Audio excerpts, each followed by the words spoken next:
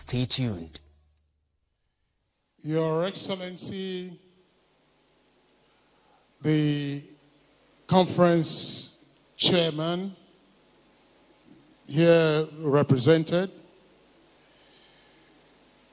Your Excellency, the Executive Governor of Borno State, here represented by the Deputy Governor of Borno State, His Excellency Umar Usman, the Chairman, Board of Trustees of the Forum of Former Deputy Governors of Nigeria, the National Chairman of the Forum, the Deputy National Chairman of the Forum, North and South, members of the Executive Committee of the Forum of Former Deputy Governors, respected members of the Forum, the Director General of the Forum of Former Deputy Governors, members of the Diplomatic Corps, special invited guests, esteemed resource persons, gentlemen of the media, distinguished ladies and gentlemen. Would like to welcome you to the opening ceremony.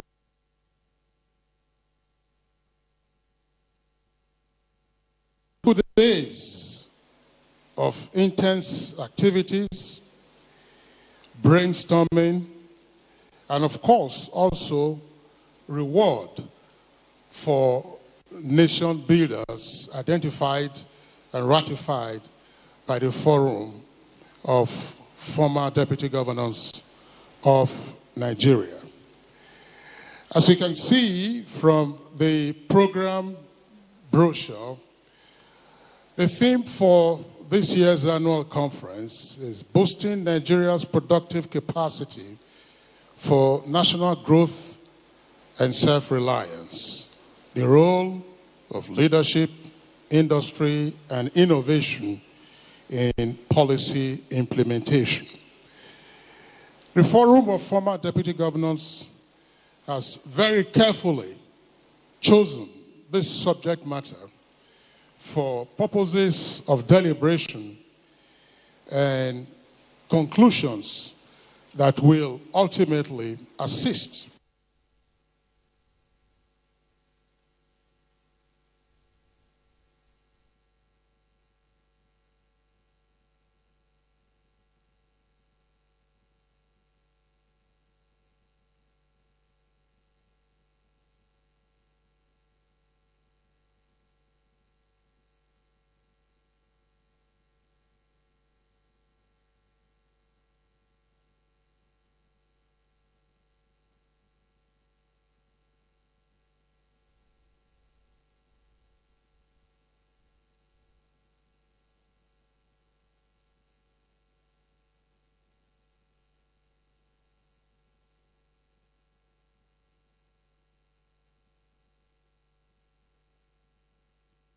formally also request that we take the theme song of the Forum of Former Deputy Governors of Nigeria. And it is the habit of the Forum that as the theme song is being played, we are all kindly requested to rise and hold hands. I hope the cameramen who are also manning their cameras will be in a position to hold their hands. So the theme song with the playback, ladies and gentlemen, please let's rise for the Forum's theme song.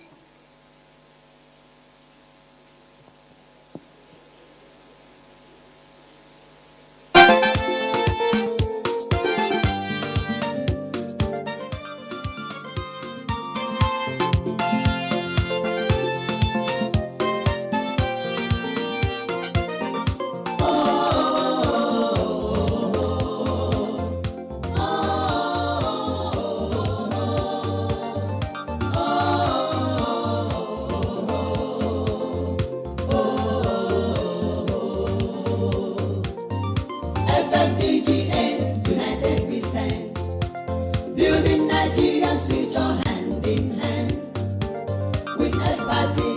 we pave the way for a brighter tomorrow starting today. From different states we have come, with different tongues where we are from. Shaping Nigeria's future is our goal, making Nigeria fruitful as a whole. From different states we have come, with different tongues where we are from. Shaping Nigeria's future is our goal, making Nigeria fruitful as a whole. FFDGN, united we stand, building Nigeria's future hand in hand. With expertise, we pave the way for a brighter tomorrow starting today. Former deputy governors Are around, Nigeria's future we are making sound, boosting production all around. Growth and self-reliance will be found. former deputy governors Around, Nigerian future we we are are making sound. boosting production all Around, growth and self-reliance will be found.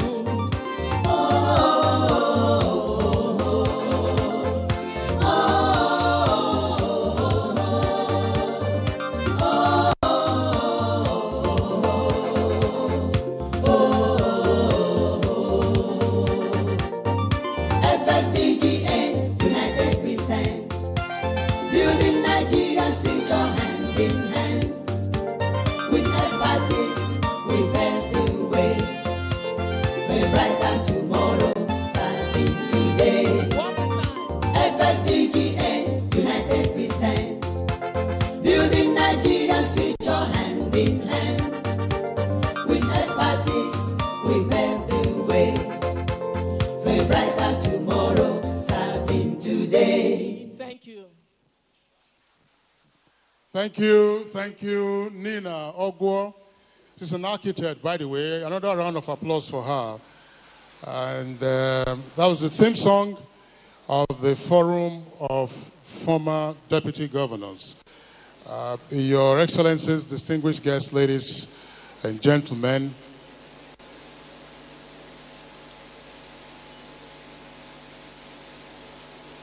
the conference chair is distinguished Senator Aleo Wamako, CON. Senator Wamako had been before now local government chairman in Sokoto. He had also been deputy governor of Sokoto and also the governor of Sokoto State, and is currently in the Senate. He is unavoidably absent, but considering the importance of this ceremony and considering his own participation in key events of the forum, he has nominated the Honorable Minister of Labor and Employment, Alhaji Muhammad Begeri Dingiadi, to represent him as the conference chairman. Ladies and gentlemen, Your Excellency, please let's give a round of applause to the Honorable Minister of Labor.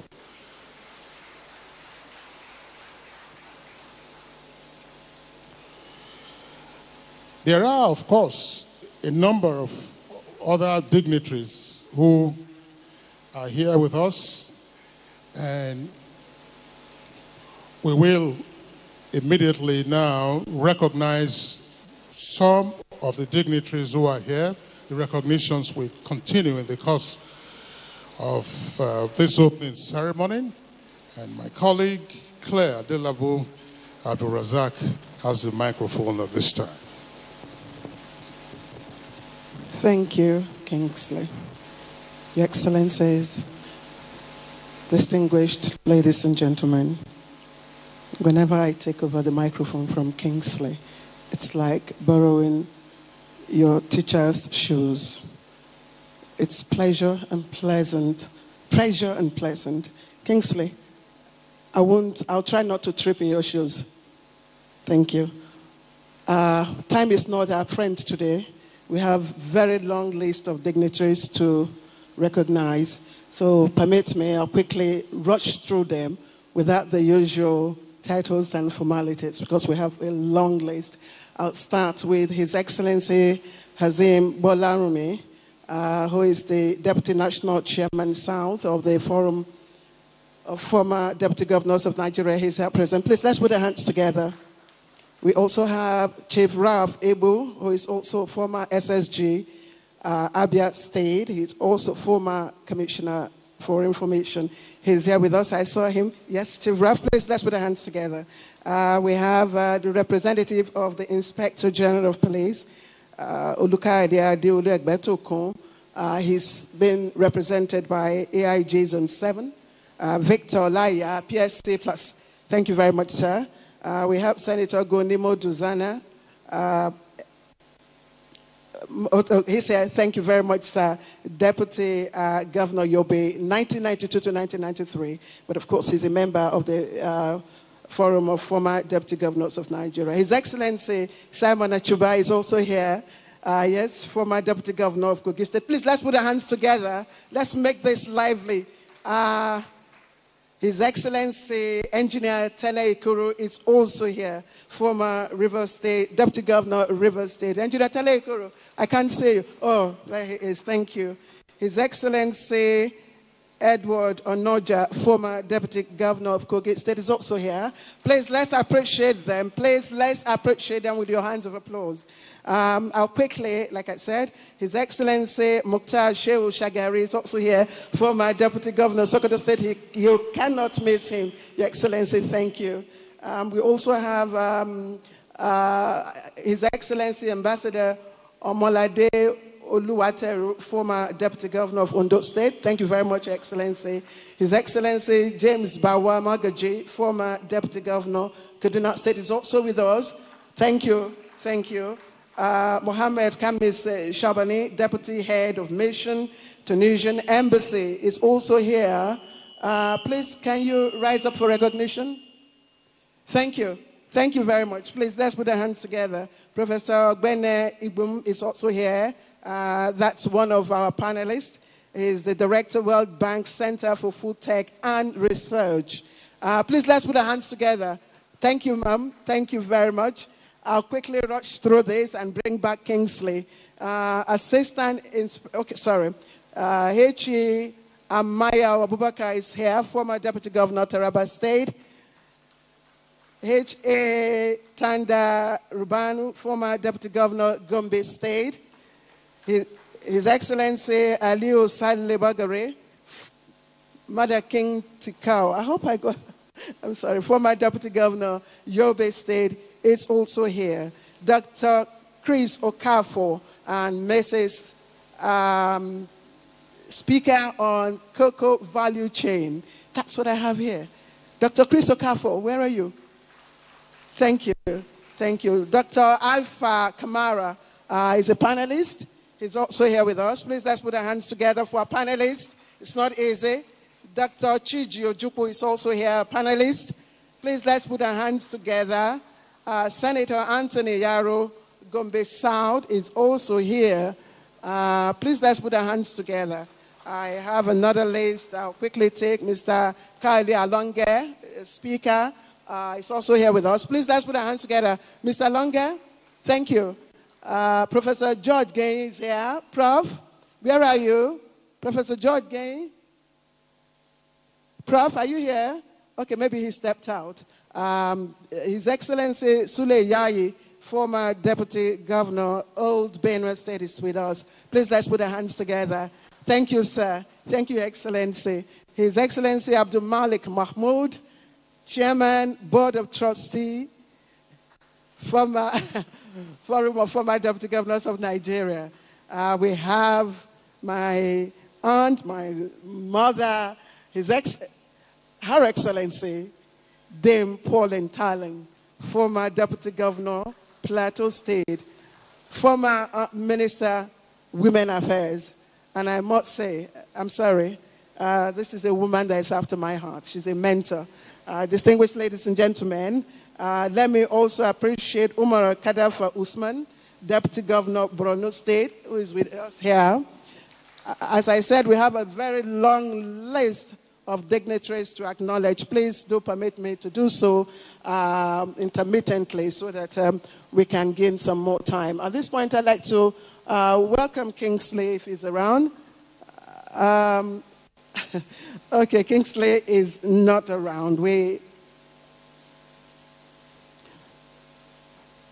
Okay, the first item we will be taking will be the introductory address, and then we will have the welcome address. Something fantastic happened yesterday. I was one leg in, one leg out, and of course, it was made possible by all the former deputy governors here present, and it happened, of course, somewhere in town. I'm sure we know what I'm talking about. But today, let's start with introductory speeches. Kingsley, are you ready for it? Thank you very much, Claire. We will be having the introductory address shortly. Just to also recognize one of the dignitaries in our midst this morning is Dr. Goke Adegoroye. He's a seasoned administrator, a former Federal Permanent Secretary, and also former Director General of the Bureau of Public Service Reforms.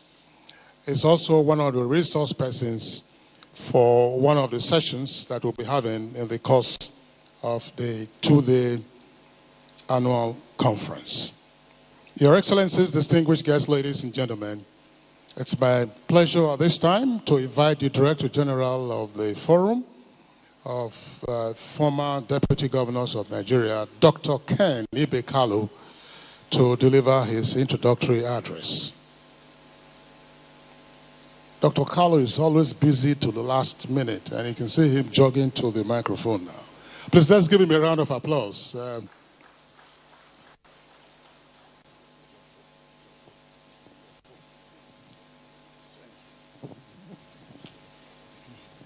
Your Excellencies, a special guest, and other guests that are present here,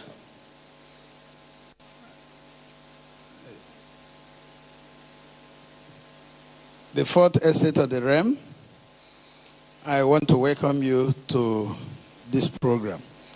And I'd like to stand on existing protocol. I must start by thanking God for his abundant grace that has enabled us to achieve so much since 2022, when the current leadership of the forum came on board.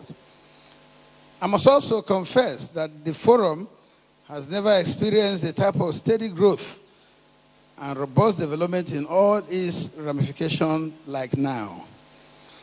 We, in fact, have gone through from strength to strength, built strong bond among the membership that culminated in reaching out to the serving deputy governors as our associate members, who also have supported our efforts tremendously.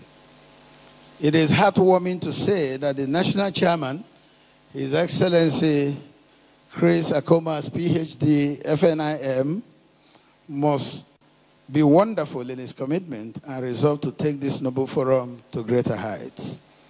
Since assumption of office, he has guided the forum to make good its core mandate of providing a platform for the Nigerian stakeholders to dissect burning national issues each year by bringing together the political class, public functionaries, the diplomatic community, and the media to discuss and profile workable solutions that underpin good governance in a bid to move Nigeria forward. So far, the impact has given the forum a lot of visibility, goodwill, and attracted admiration of friends across the globe. This steady progress is behind the bat of the Nigerian Polish Business Council, which will surely bring a lot of investment opportunities for both countries. The forum also carved a niche for itself within the period under review by moving to its new national secretariat in the highbrow of Maitama district to befit its rising profile, thanks to the indefatigable national chairman, His Excellency Chris Akomas, PhD, FNIM. We have as well delivered on the resolution from last year's conference to set up the Renewed Hope Peer Review Group, to look into the implementation of President Bola Ahmed Tinubu's agenda to ensure that it is serving the interests of Nigerians. This, we believe, will help the cause of our democracy and enable the leadership to remain focused, working assiduously to ensure optimal outcomes that resonate with the needs of Nigerians. As revealed in our last year's address, the forum is working on a spectacular book that will capture the rich public service or tour of duty experiences of its members, which, all things being equal, the launch of the first volume will be coming up very shortly. The forum has made presentations to the leadership of the major political parties to revisit the seeming oversight where serving and former deputy governors are overlooked in terms of official assignment that benefit their status. Similarly, the forum submitted memoranda to the House of Representatives Committee on Constitutional Amendment with a view to revisit certain sections of the Constitution and deepen our democratic practice. Within the said period, the forum recognized the huge contributions of certain Nigerians to the cause of nation building and accordingly confer awards on them, tagged Nation Builders Award to rhyme with its mantra. I am indebted to our eminent leaders who have stood by us to record this series of successes in the journey so far. We are proud to be associated with your excellencies and deeply appreciate all your supports that kept us going and able to achieve giant strides this much. I wish to register my profound thanks to our esteemed members for their warm understanding of the prevailing circumstance that attend to certain call to action as they respond aptly each time to meet set targets. The milestones achieved so far are as a result of the good rapport we enjoy with the members of the Fourth Estate of the Realm. Our media friends have been always there for us, and we thank you. Whenever the need come up, at short notice, they gave us total support and delivered our coverage on time as desired. We assure you all that the forum will continue to work strong with a heightened commitment to cause by members. The forum will witness greater results, and I can only plead that we should collectively endeavor to sustain the tempo so that together we will leave lasting legacies for the next generations of Nigerians to cherish and thank us for our steadfastness and unity of purpose. I want to furthermore use this opportunity to appreciate the marvelous contributions of my backroom secretariat workforce that have kept the flame aglow in spite of challenges. In the light of the forum's growing visage, I wish to call for global partnerships with the forum to explore avenues for mutual benefits and as well tap into the rich experiences of our members to provide solutions to youth resilience, innovation, and development. We look forward to better days ahead as the forum's activities attract more attention of the political leadership and other stakeholders, thus acknowledging these worthy contributions to the quest of nation building. Thank you all, and God bless you. Thank you, sir. I have delivered. Thank you very much, Dr. Ken Ibe-Kalu, the Director General of the Forum of Former Deputy Governors of Nigeria. Please, let's appreciate him one more time for his introductory address on this occasion. Now, if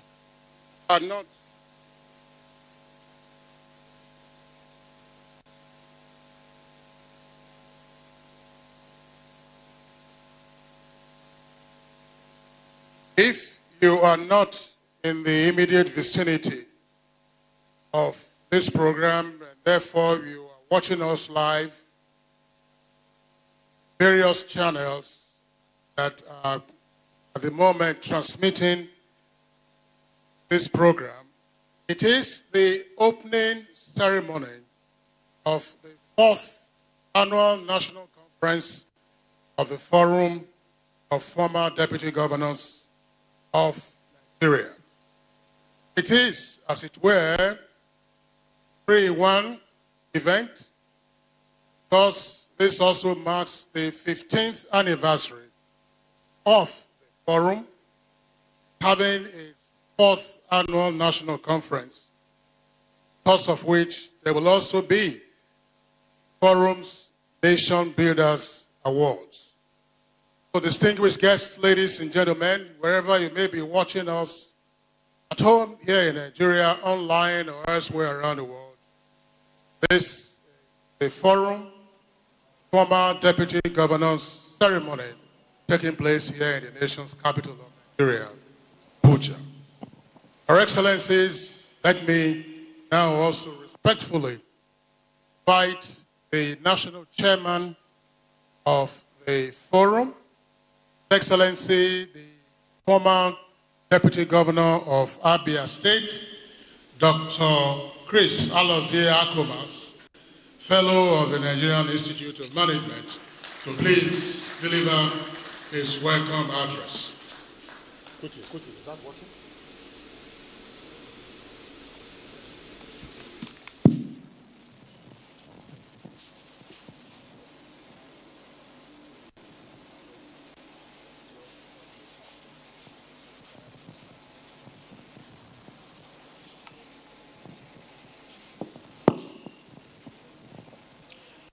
Thank you very much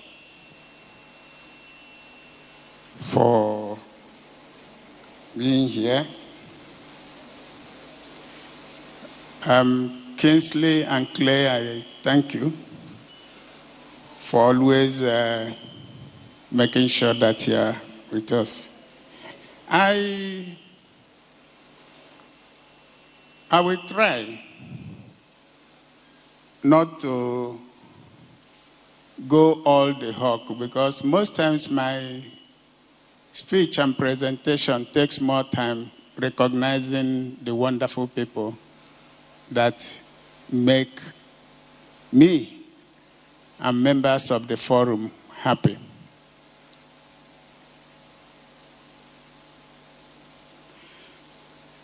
Your Excellency, the Executive Governor of Borno State, here ably and well represented by the Deputy Governor himself, one of our most active and supportive serving Deputy Governors. You and your Governor have shown us what it means to work well together. I want to open your secret to everybody. This young man, through him, with him and our networking, Governor Zulum, whom you are all aware is one of the most performing governors, have been wonderful.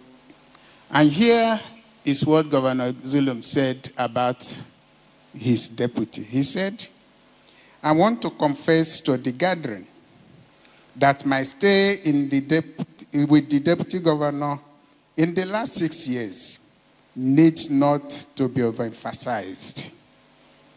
I cherish him, and I think people from other parts of the country would come and emulate from Borno State how governors should work with their deputies. Zulum.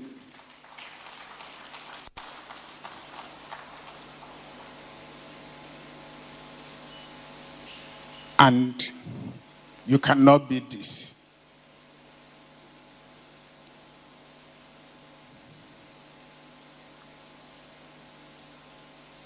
Chairman of this occasion, His Excellency Senator Aliu Wamako, CON, who has been with us, working with us, making sure that our programs are well presented and supported.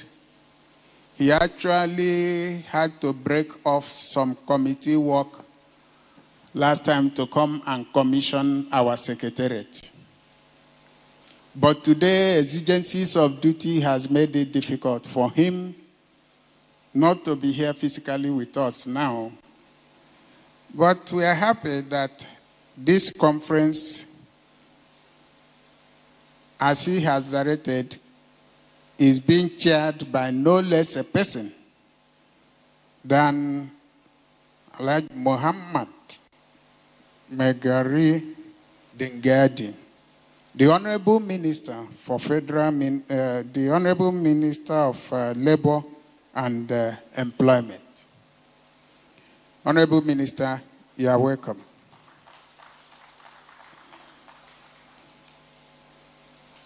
Your Excellencies, it will be difficult to mention all of you one by one, but I also want to recognize our keynote speaker, who has put a break to the Nuga program that he's organizing in his university to be here. Prof, we welcome you and we thank you. All our resource persons, especially my friends and former colleagues from the international development institutions and agencies. Dr. Chijojuku, it's nice to see you. I told the DG, when he said, Dr. Chijojuku, I said, that man, better put something, he's an old PhD. And they laughed. I'm happy to have you, Dr. Kamara, and my brother Chris, and your wife. I thought I learned that Mrs.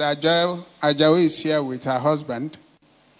If you are here, I recognize you. Okay, I can see you. You're welcome. These are people that have over the time working with me outside this other environment on how best to make things happen. My brother and friend, Dr. Goke Adogara, you are very much welcomed.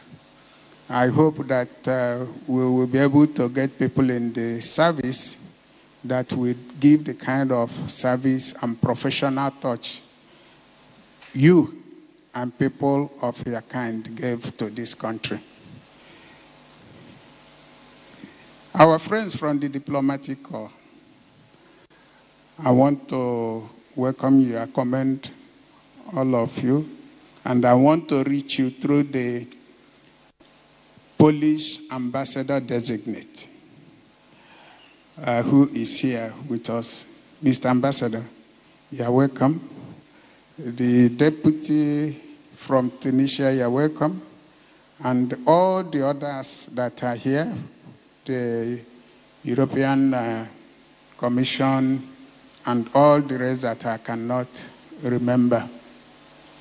Senator Yaro, Anthony Yaro, my good friend, thank you. I know it was difficult, and I'm happy. Thank you for calling me when you managed to get back last night to say you'll be here. And I know it's like that with all of you. I can't just reach everybody as it should.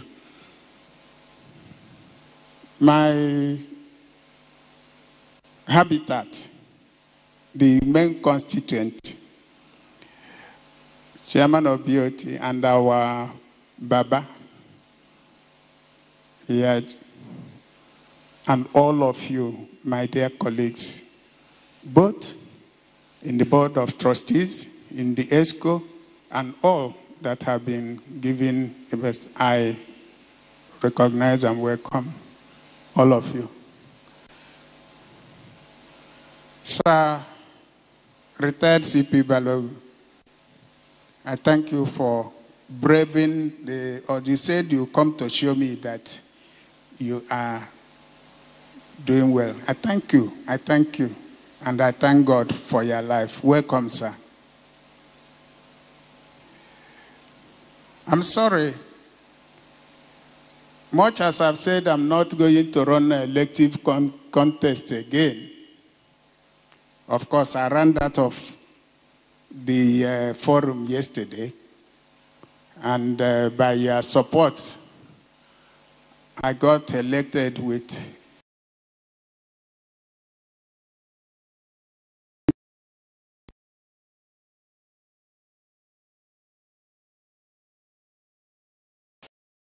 I want to thank my good friend, brother,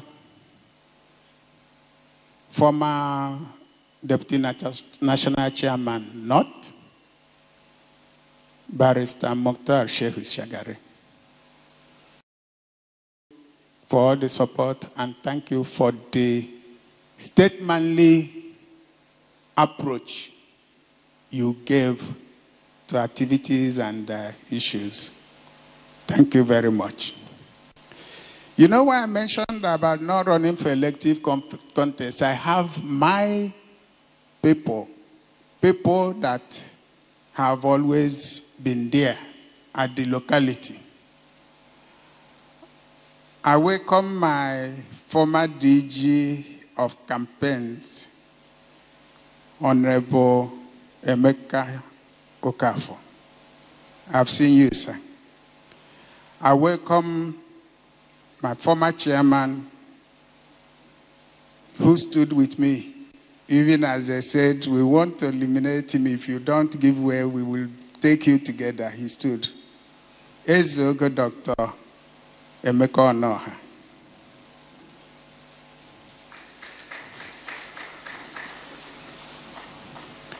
You know, whatever we do, there is no place like home. And I have my senior brother here, who is always here. There's Sam, Chief Sam Kire.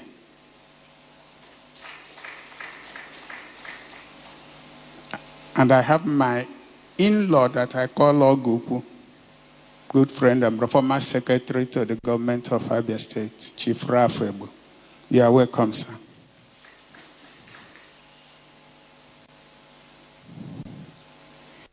If I've not mentioned you specifically, it's not for lack of appreciation or recognition of what you've been doing. I have my brothers here in the media.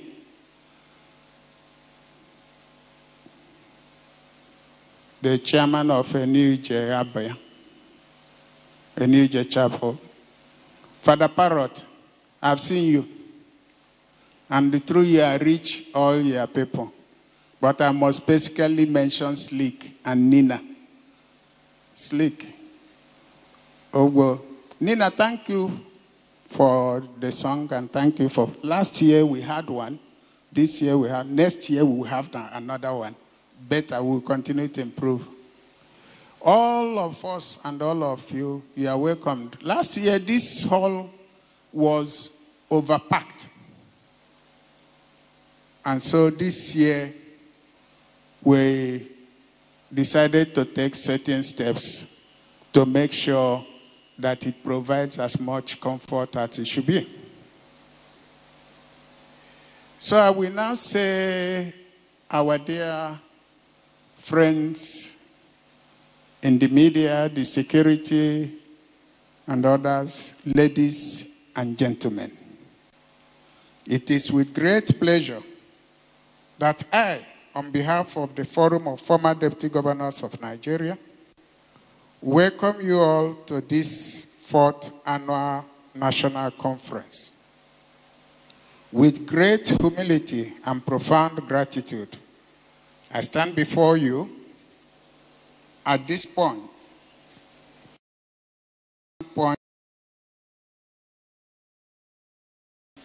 conference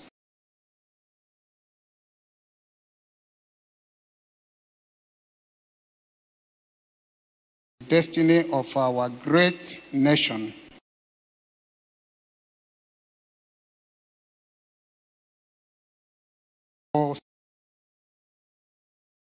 Nation building is not a sprint. It is a continuous process. Our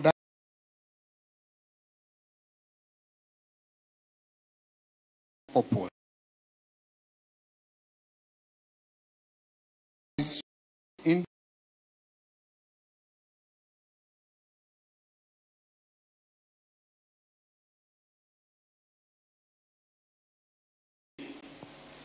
the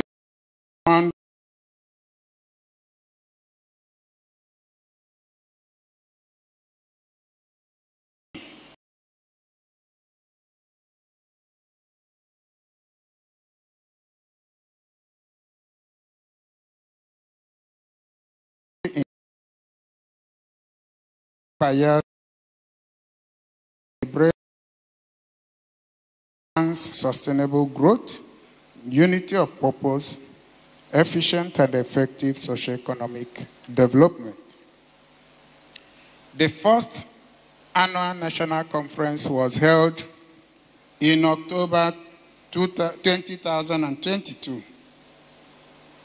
at Ibom Hotel and Golf Resorts, Uyo, Akwa Ibom State, with the theme Nation Building in Challenging Times.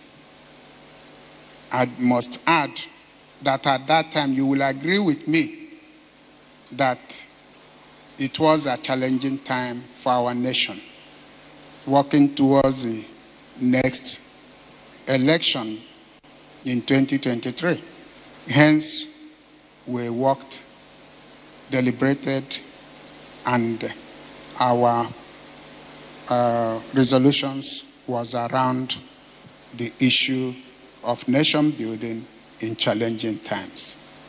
In October 2023, the second annual National Conference and Summit for serving deputy governors was held at Fraser Suites, Central Business District, Abuja. The theme was partnering in the shared vision for good governance and sustainable development. Then came October 2024.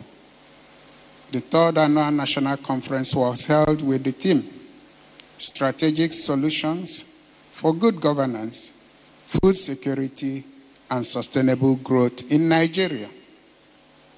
Today, we gather under the timely and thought-provoking theme, Boosting Nigeria's Productive Capacity for National Growth and Self-Reliance.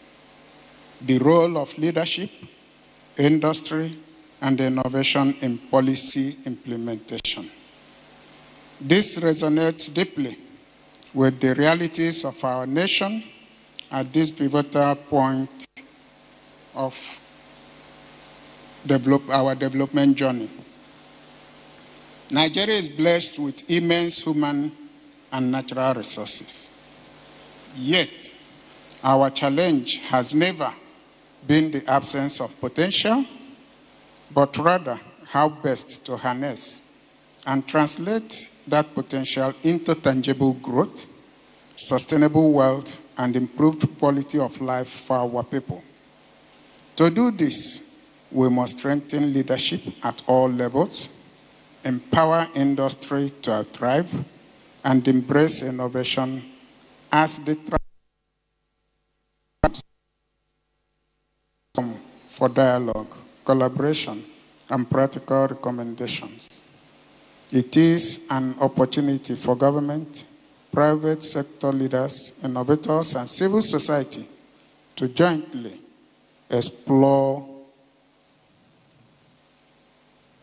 strategies for accelerating industrial productivity, fostering results through implementation. Leadership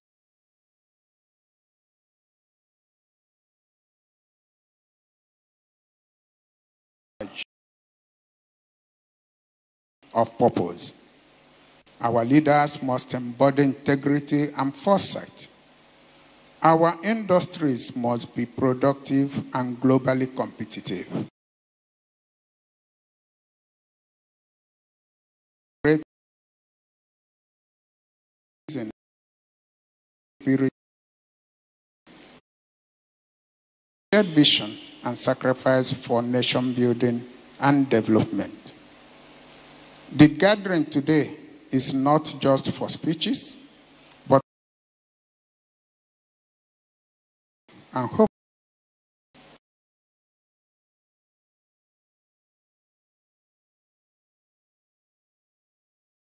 not only with resolutions, but also with renewed determination to live out the values of unity, equity, and responsibility in our states of the country have the capacity and are able to produce cocoa, to grow and produce cocoa. And we are still hoping that that will happen.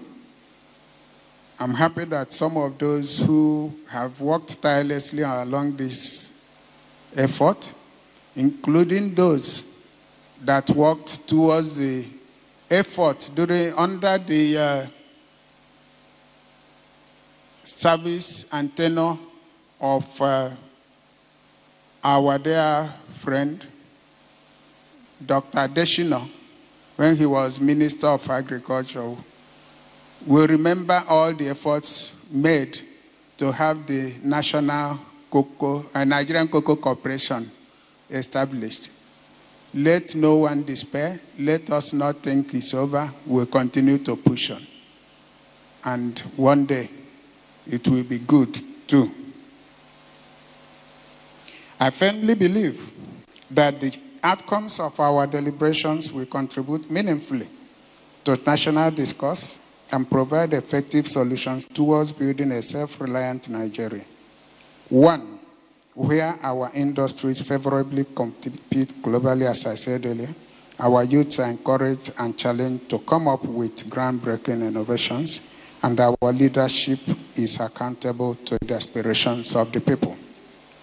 On behalf of FFDGN, I appreciate and thank our chairman, especially His Excellency Senator Liu Wamako, CON, our distinguished speakers and resource persons, and all participants for committing time and expertise to this noble cause. Your presence here is a testament to your shared belief in Nigeria's brighter future. Let us approach these sessions ahead with open minds, constructive dialogue, and collective resolve to ensure that our ideas move beyond this hall into real policies and actions that will transform our nation. I want to drop a special word about the FFDGN. And I say, may I conclude this address by saying that in FFDGN you find love for one another, love for country, patriotism, dedication, experience, knowledge, understanding, expertise, maturity, reliability, character, professionalism, networking, friendship, partnership, cooperation, collaboration, sacrifice, and unity of purpose for nation building and development.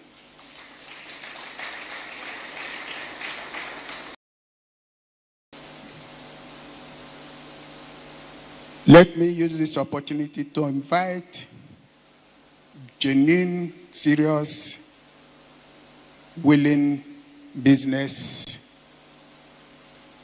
people, entrepreneurs, to visit our Polish Nigeria Business Council Center, where we have a show and the products from Poland are showcased. I told the ambassador in Lagos when we were going around with the deputy governor, Dr. Hamzat, and others, a number of products, a number of things, and the business people came. And then I picked one particular one. And I said, the FFDGN would do a prototype on that. And we look forward to do that because it's wonderful. It's a technology that is very, very wonderful. Let me not, go further, but we'll be proud to get that. Because good at thing, the raw materials, like I asked those who came with it, they say, hey, we have seen this. We have seen the wonders that in 5 hours you can build this and do that and do this. But the raw materials for this, is it available in Nigeria? The response is available everywhere and is in abundance in Nigeria. I say, good. When you come and we have the prototype set, we will tell our people that this is here. And you come here with your technology to produce it in Nigeria with our own raw materials so that we can really have the full benefit of it and have the cost effectiveness that we follow. Once again, I welcome you warmly and wish us a fruitful deliberation. Thank you and God bless the Federal Republic. Distinguished ladies and gentlemen, a clear indication that when leadership performs, even the ballot smiles back. True or false? When leadership performs, what does ballot do? It smiles back. Or is it leadership repeated? Anyway, let's put our hands together. Congratulations, Your Excellency. We will be taking some goodwill messages right now. You know what they say about goodwill messages. It's the only language that the deaf and the dumb, the deaf hears and the dumb knows. The language of kindness, the language of goodwill. So if you give a dose of goodwill messages, it echoes back to you, double portion, and in wonderful ways. Distinguished ladies and gentlemen, please join us as we now listen to some words of encouragement for the Forum of Former Deputy Governors of Nigeria. And again, I'll call Kingsley. We will start with Kingsley, and while they are working at it, let me quickly take some recognitions.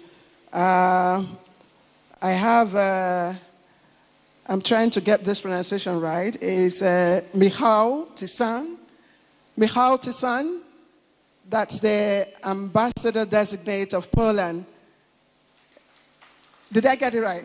Michał Tisan. Thank you. Thank you, Excellency. Engineer Abubakar Liu, CON, former Deputy Governor of Yobe State. Your Excellency, thank you very much. Okay, I also have CP retired, Olayinka Balogun. He's also here with us. CP retired. Thank you, sir. Thank you very much. Emeka Okafor. Emeka is also here. Yes, you've been recognized earlier on. Thank you.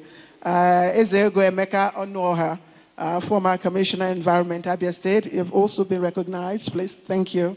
I also want to recognize members of my jurisdiction, members of the Fourth Estate of the RAM, especially the NTA crew, TVC, I see you. AIT, I also see you. Other media houses here present, thank you very much for the good work you're doing. Kingsley is here for the goodwill messages. Thank you. Thank you very much, Claire, for the clarify one or two items on the program so that we gain in time and speed. So, Your Excellencies, let me clarify something from the National Chairman of the Forum of Former Deputy Governors.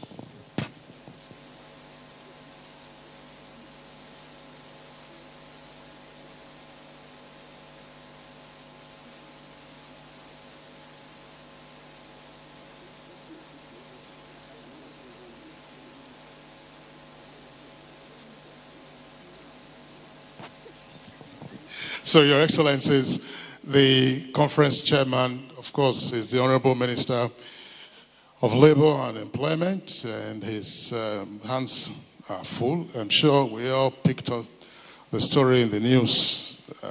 Was it yesterday or so? The Association of Resident Doctors are threatening an all-out strike from the beginning of November. So he has some... not exactly firefighting. I mean, you've been working on this for a while.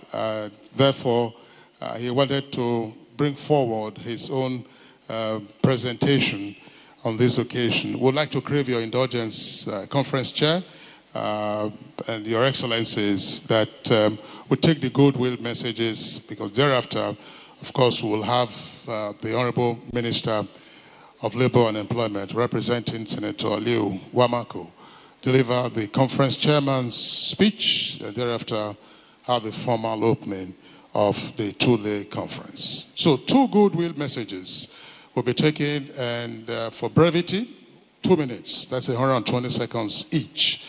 May I invite the ambassador-designate of Poland to Nigeria, Michal Sigan, to give his goodwill message. And after that, the representative of the Inspector General of Police. Please, let's welcome the ambassador-designate of Poland to Nigeria, Michal Sigan, for his goodwill message. Thank you.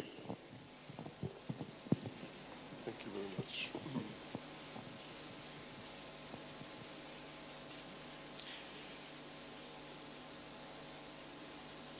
Honorable Minister, honorable guests, members of the Forum of the Former Deputy Governors of Nigeria. I am lucky that the protocol has been so perfectly established that it allows me to stand on it comfortably. Otherwise, 2 minutes would not be enough just to take the first breath and mention all the excellencies just sitting in the front row, let alone the rest of the dignitaries present here. It's my profound honor to be here in front of you, and seeing that Poland has been chosen as a strategic partner. I've just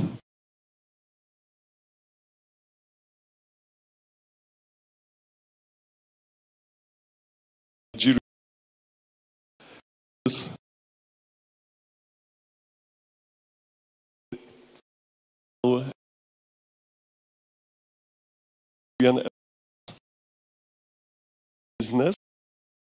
Yes, we are a voice.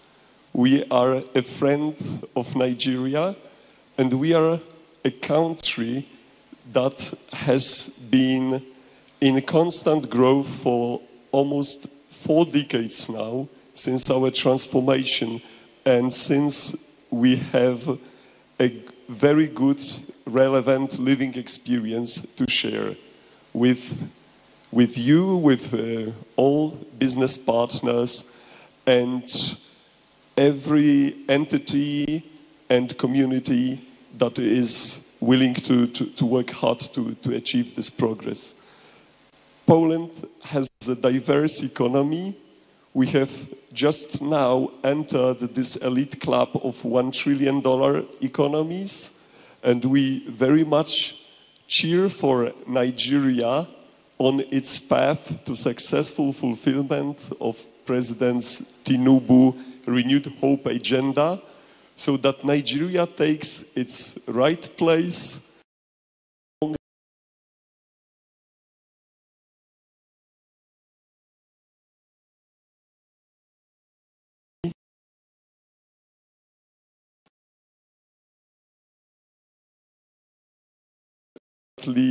chosen as a theme of this year's fourth conference.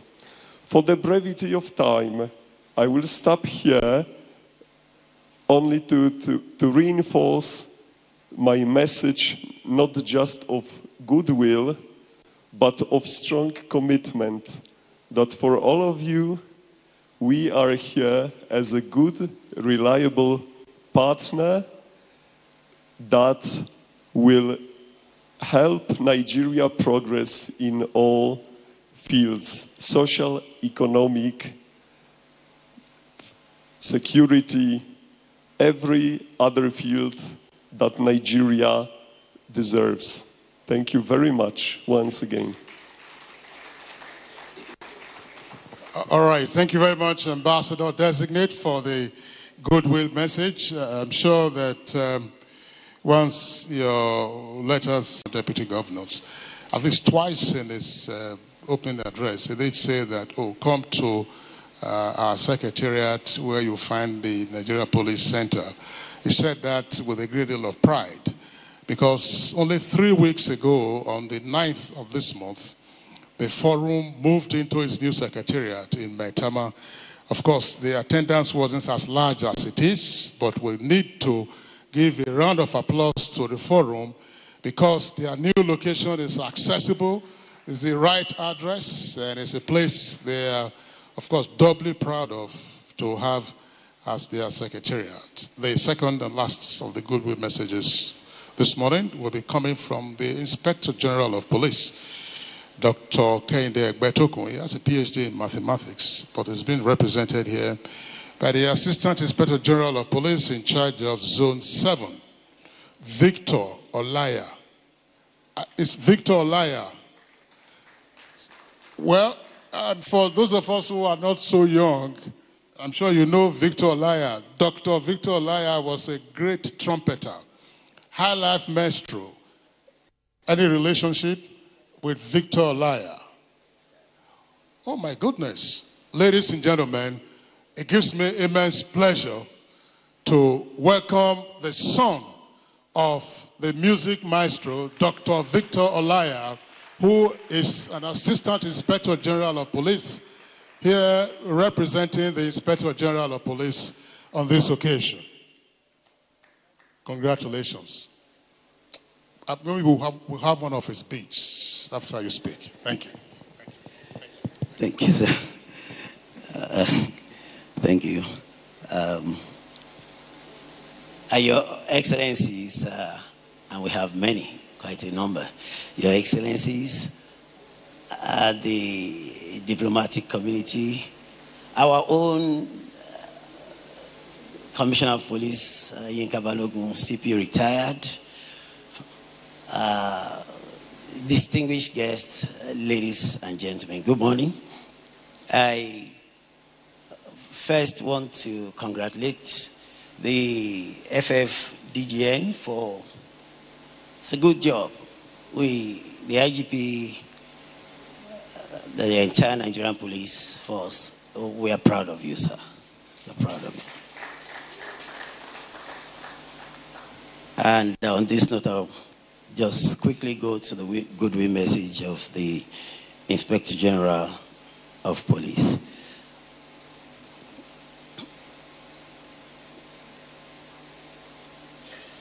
It is with great pleasure and a deep sense of duty that I extend my warm goodwill message to the Forum of former Deputy Governors of Nigeria on the occasion of the 4th National Conference.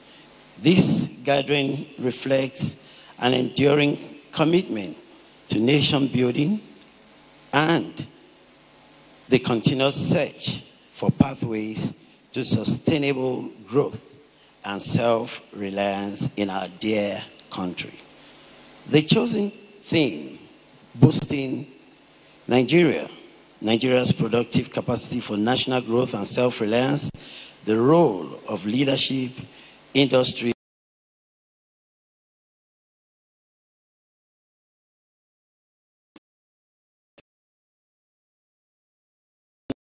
aspirations.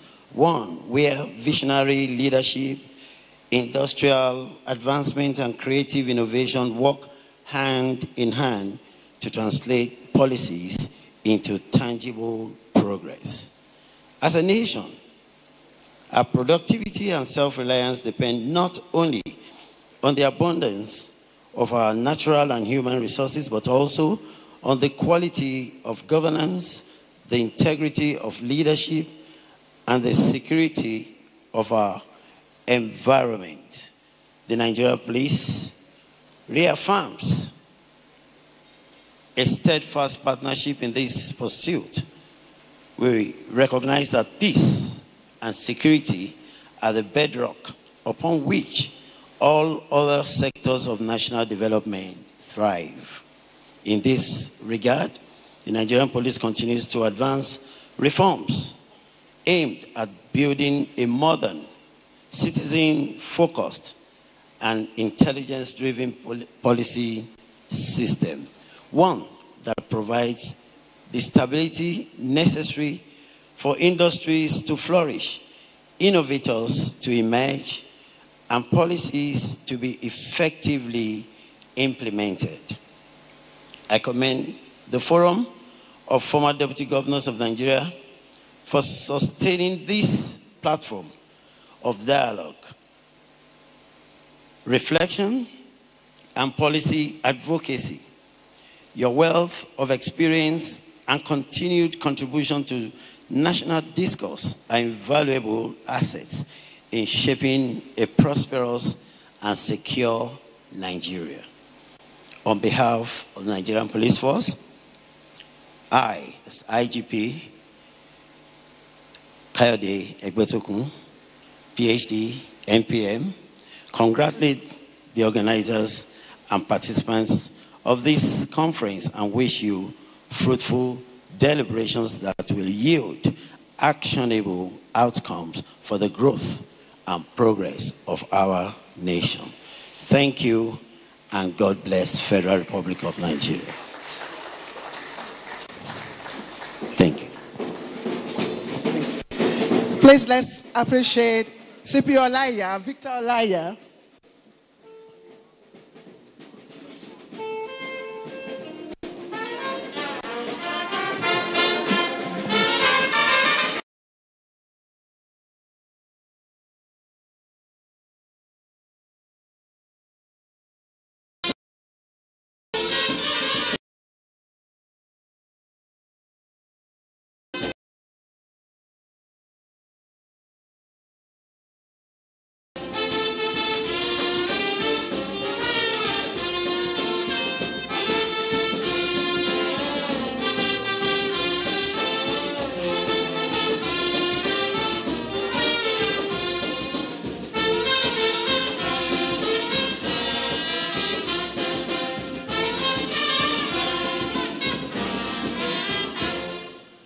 Please, let's appreciate the band for honoring the peaceful soul of late Victor Olaya.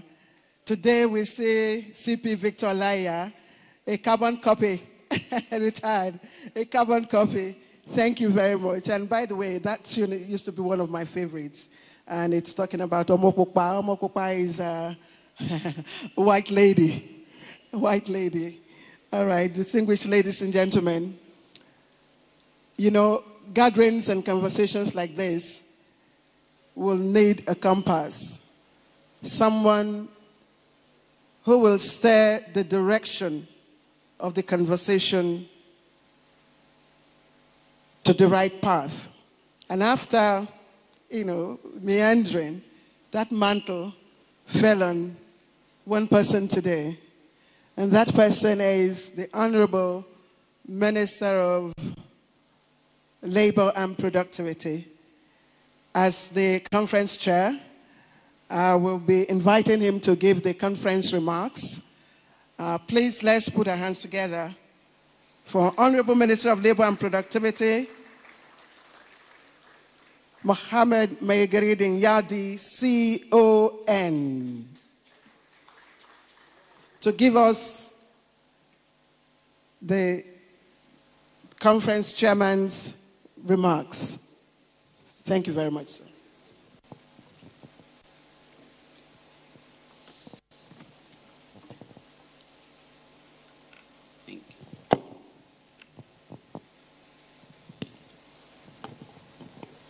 In the name of God, the Beneficent and the Most Merciful.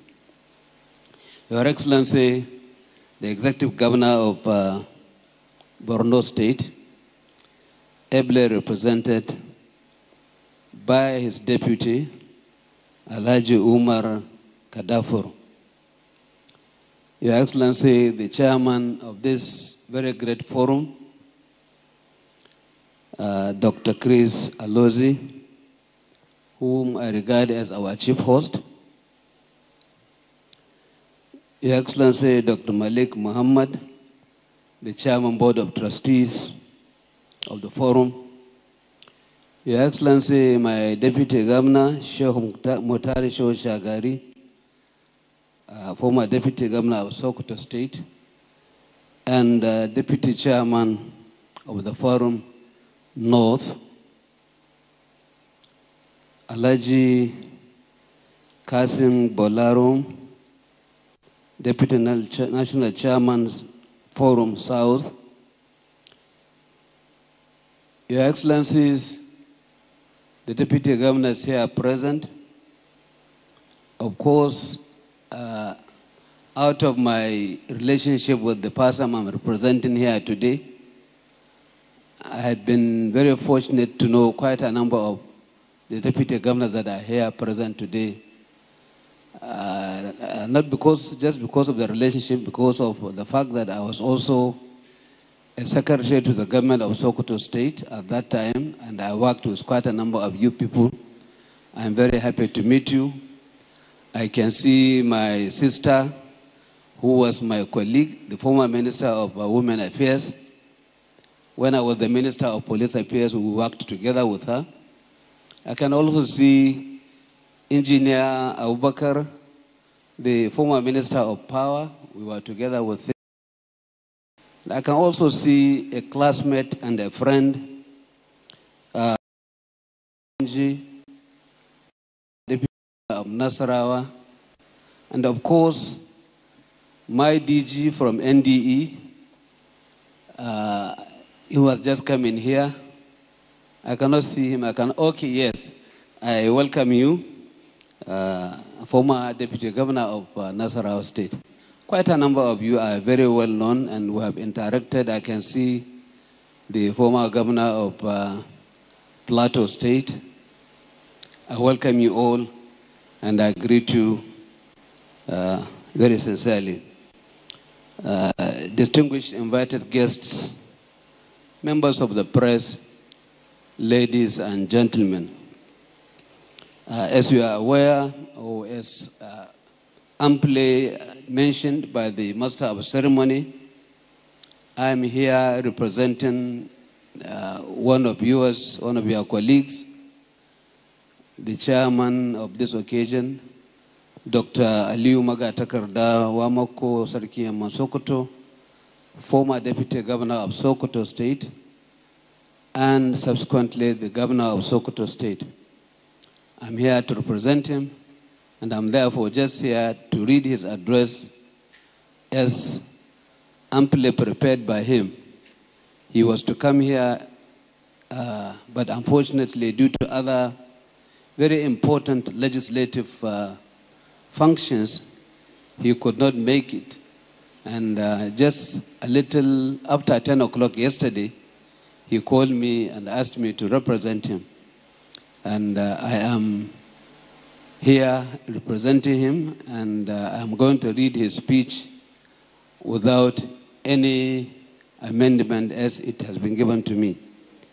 So, distinguished ladies and gentlemen, I feel highly honored to address this noble gathering of eminent persons that truly have the interest of building a united and prosperous Nigeria at heart. I am indeed elated because in 1999, I was part of a team then serving as deputy governors that made a move to form an umbrella body for our common interests. Unfortunately, that dream was cut short as our then principals thought we could become a threat to them and tactfully truncated the initiative. So it gladdens my heart a lot that the same vision has been nurtured, and today we have a forum of deputy governors of Nigeria that has steadily warmed itself into the hearts of Nigeria through quality contributions to the cause of good governance and nation building. I really commend the giant strides of the present leadership of the forum, and from what I have witnessed in this new secretariat to the turnout of this well-packaged conference, I am convinced that the commitment and zeal will continue to grow to a point where it will attain the center stage of national political development. In the light of insight so far displayed, I have no doubt that the forum will attract more global partners to tap the vast resources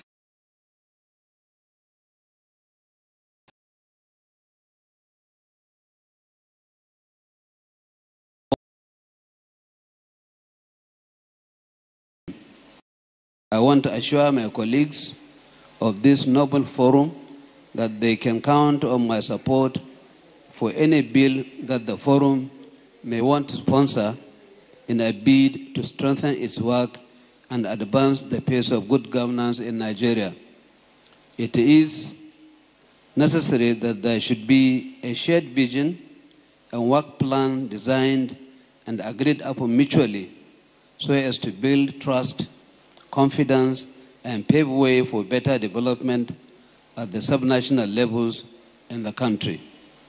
With the array of resource persons here present today, I am confident that at the end of this conference, we will be able to come up with very actionable solutions to revitalize our moribund industrial base, which is key to our aspiration of emerging as a prosperous, self-reliant nation, able to hold itself in all respects. I want to register my profound appreciation to the friends of the forum and corporate bodies who over time have been supporting and contributing to the growth and development activities of the forum. We should keep it up as such efforts have resulted in the forum's members getting more political appointments, which underscores the fact that government appreciates your sacrifices and contribution toward the development of our dear nation. The present government has taken bold steps to unbundle our economy with a view to reduce waste, open vast opportunities for all Nigerians to feel a sense of belonging and explore more in order to be useful citizens pursuing worthwhile lives without let or hindrance.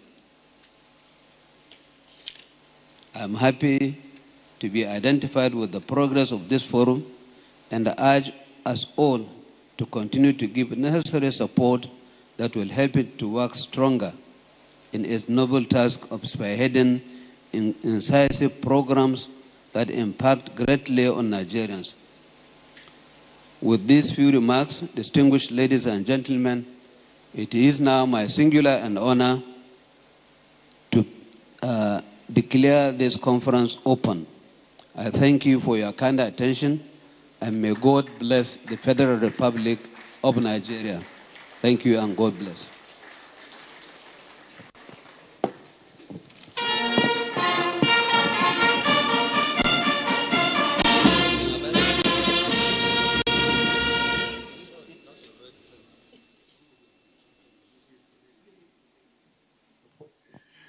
Thank you very much, the Honorable Minister of Labor and Employment, representing the conference chair, distinguished Senator Wamako, who himself is also a former deputy governor and former governor of Sokoto State.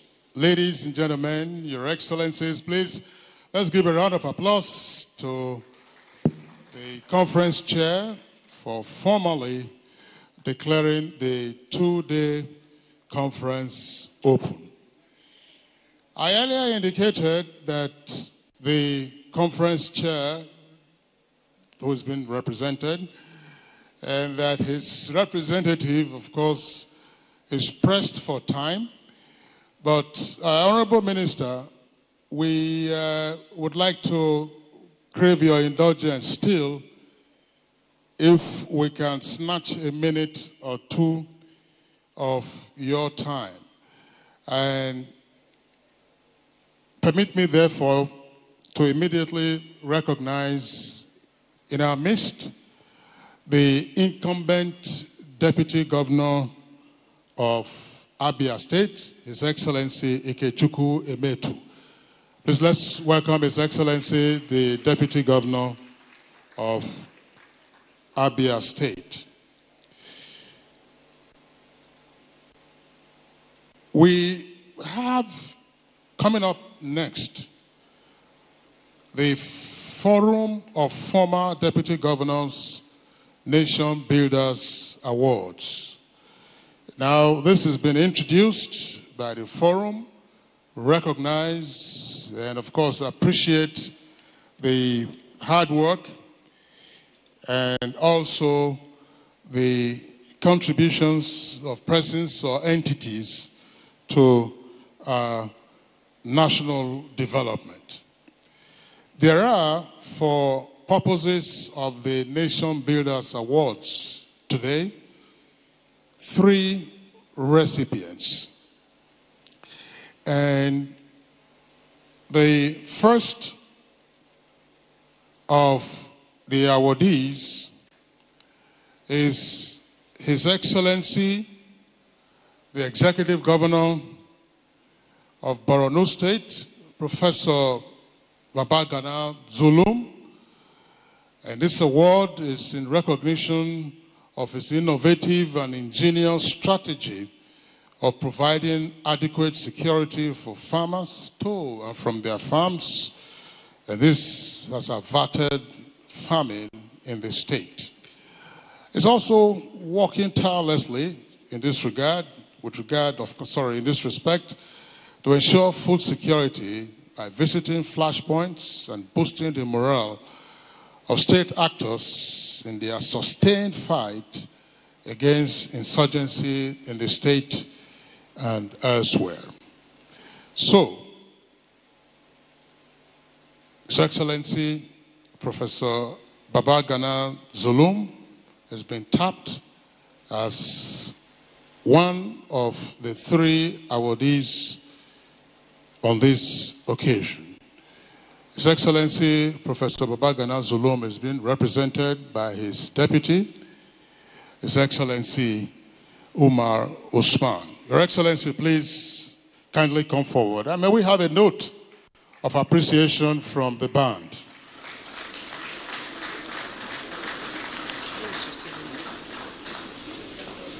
Here. Your Excellency, I just...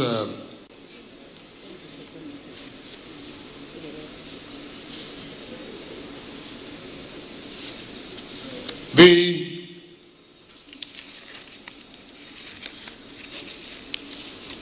second awardee is not Her Excellency Dame Pauline Taleno. It's not Her Excellency just here too. She's making the presentation. She's making the presentation. And probably she came up a bit too early. We wanted to call it 3 awardees, but that's fine. Your Excellency. You invited her. Oh, fantastic, Your Excellency. So, that's the first awardee represented, and the presenter, of course, the former Deputy Governor of Plateau State. The second awardee is A.D. Konapio is the CEO. A.D. Konapio is the CEO of a firm known as Woolen Synthetic Textile Manufacturing Limited. Please, let's give him a round of applause. Now, this firm is based in Lagos. A.D. Konapio is the CEO, and the firm produces 100% cotton towels. And the firm also produces uniforms for all military and paramilitary agencies in Nigeria. The company was incorporated in 1968.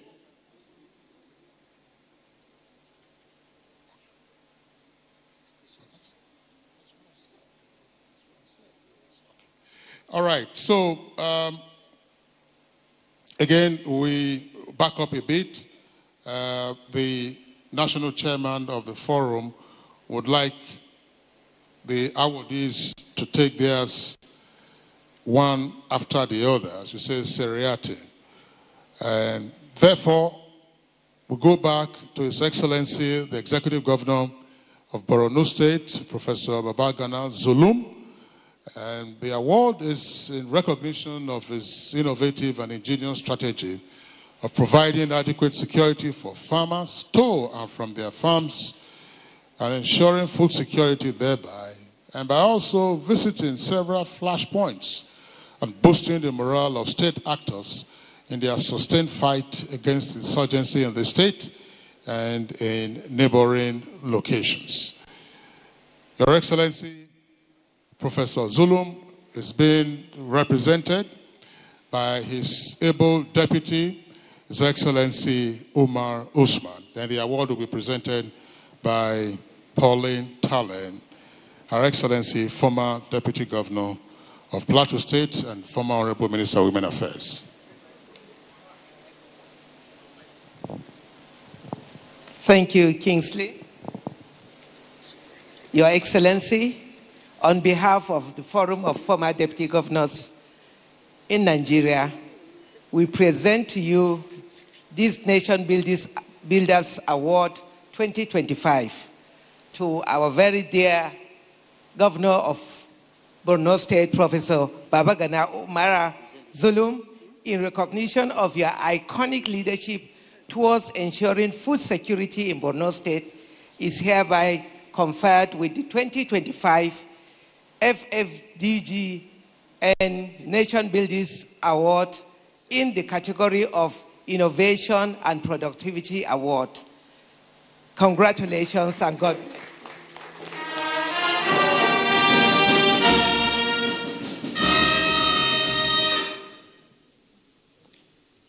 Thank you very much, Your Excellency, Dame Pauline Talen, for doing us the honor of presenting this Golden Award to Governor of Borno State. And indeed, Governor Zulum is a wonderful, or should I say, has been a very wonderful and trusted leader.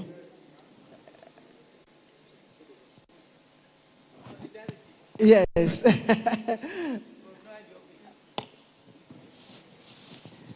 And this award was given in recognition for his innovative and ingenious strategy of providing adequate security for farmers to and from their farms. Again, ingenious strategy of providing adequate security for farmers to and from their farms. Now, what did this do? It averted looming famine in the state, and not just in the state, at large Nigeria. It ensured that food security and severally visiting flashpoints which boosted morale of the state actors to sustain the fight against insurgency in the region. Your Excellency, thank you very much. The next award will be presented by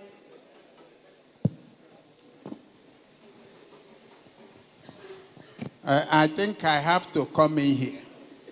I was telling Kingsley that he has used English grammar to state these things in such a way that it looks so simple. What the forum considered is the innovation, the fact that the governor thought of how best to make food production continue, to ensure that farming is sustained. He developed a system of providing buses for the farmers and the security for the farmers as they go to farm. They go with the buses, with the security. The people will wait for them there. They will farm. They'll bring them back. And that constant is a new thing. And the forum continued to monitor, and we have received the reports of improved harvest, improved yield, and we are happy. What we want is anything that will increase productivity, and that is one of them. Food security, was our focus last year. We are having a governor who do not only provide these things that came up with that innovation, but most times he will go and visit them there to give confidence. We are happy and proud of him and seeing this out. Thank you. Thank you, sir. Indeed, we are very proud. Governor Zulum, wherever you are, please, can we put our hands together once again for the ingenious governor? The next recipient is A.D. Konapure. Of course, he's the CEO, Woolen and Synthetic Textile Manufacturing Limited. It was incorporated in 1968, and this award will be presented by His Excellency, the Engineer Ikechukwu Emetu, Deputy Governor of Abia State. His Excellency, the Deputy Governor of Abia State, will be making this presentation. And while he is coming out gently, I'll quickly give you a rundown of while this recipient got this award. Woolen Synthetic Textile was conceived to produce fine and superfine worsted and synthetic suiting materials. Today, it has evolved as an acclaimed brand in the Nigerian textile industry market for all types of suiting, shirting, mattress covers, 100% cotton towels, bed sheets, uniforms, the Nigerian Army, Air Force, Navy. I thought you put our hands together. Paramilitary agencies such as Nigerian Correctional Service, the Nigerian Police, Immigration Service, and so on and so forth. Distinguished ladies and gentlemen, please let's put our hands together again for CEO of Woolen and Synthetic Textile Manufacturing Limited, Ikeja, in Lagos, A.D. Konapure. And to present the award. Yeah, thank you.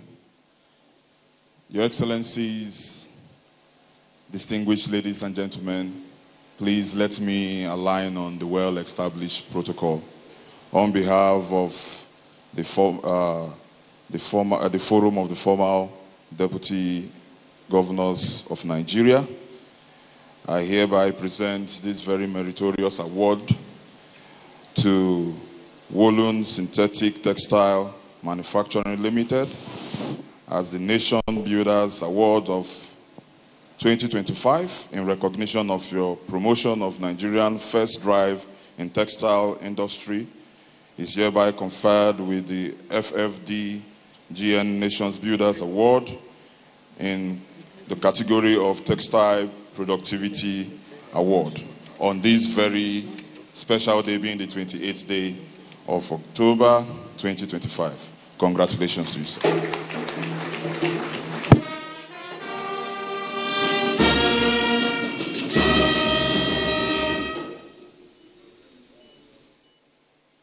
Another round of applause for Woolen Synthetic Textile Manufacturing Limited. A.D. Kona Pure. Of course, 1968 was a significant year for companies incorporation because that was the year we had a new companies code. That's the same thing as what you call KAMA now. We didn't have another one until the Babangida years in 1990. And then, of course, only a couple of years ago, we had a new Companies and Allied Matters Act. And it's good news that we are having 100% towels being produced and fabrics also for our service personnel being produced in country. I'm sure we all know how challenging it is if you do not have 100% cotton for your towels and then you're trying to mop up your body after a shower. Always a big challenge. So congratulations to the firm and also appreciation from the Forum of Former Deputy Governors for recognizing this enterprise and what it is doing. Let me also now invite the third awardee for the event, and that is Agro Traders Limited. Agro Traders Limited. It was a company founded in 1991. And it began with 400 tons of cocoa in its first season. And we understand it's now exporting over 20,000 tons of cocoa beans annually. Let's give the firm a round of applause. And it is known for its meticulous control of all produce passing through its stores. And it holds the UTZ certification, and this has been so since 2012, for ensuring sustainable and ethical sourcing. It's a member of the World Cocoa Foundation, supporting farmers' welfare and industry development. The Forum of Former Deputy Governors is recognizing the firm for its responsible and reliable supply of high-grade Nigerian cocoa beans. Agro Traders Limited. Who is standing in for the firm? Going to the washroom. Agro Traders, that's wonderful. To present the award is the Ambassador Designate, Polish Embassy here in Abuja, His Excellency Ambassador Zizgan. Your Excellency, here in Poland, there is every soup for every mood. In Poland, you have soup for every mood. I learned that you have the Zorex or the Rosso, and it's just like the egusi and pepper soup. But the only difference is the person that is preparing both soup. Your Excellency, am I right? Thank you. Well, the only soup we don't have is the cocoa soup. The cocoa soup. That is in the waiting. Thank you, Your Excellency. Thank you. Please go ahead.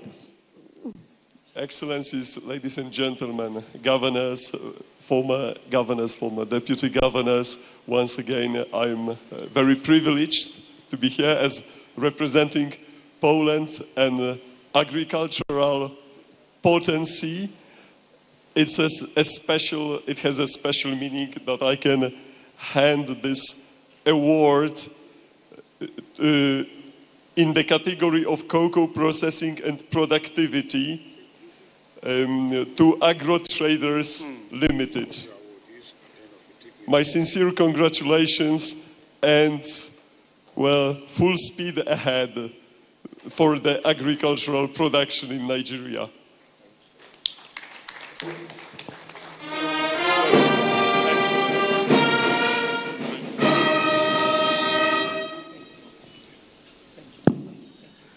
So, Your Excellencies, we will,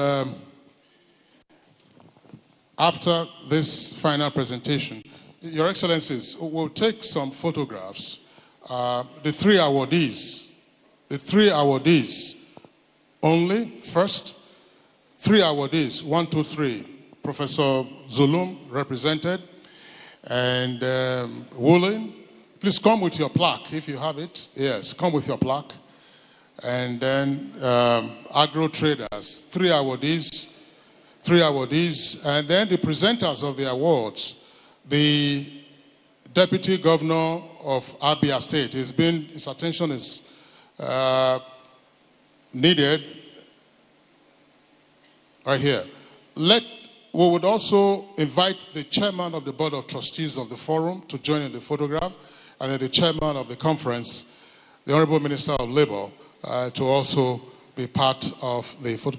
I think that the awardees should be in the middle, actually. We can't flush them to one side, Your Excellency. Yes. Okay.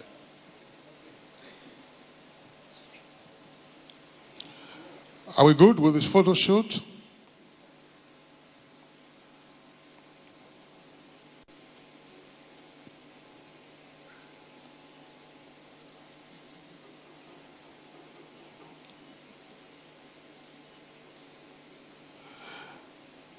All right, so Your Excellencies, we will now take, Your Excellencies, a group photograph of Your Excellencies, the Deputy Governors who are here present, and other invited guests. Please join in the group photograph. I'm seeing just now His Excellency, the former Deputy Governor of Edo State, Honorable Philip Shuaibu. Honorable Shuaibu, what's happening to Bendel Insurance? I've not been playing for them again. Some of the, we would need some to, Your Excellency, Philip Shuaibu, I was asking what's happening. You want to probe Institute of Sports. Deal with Bendel Insurance first, too.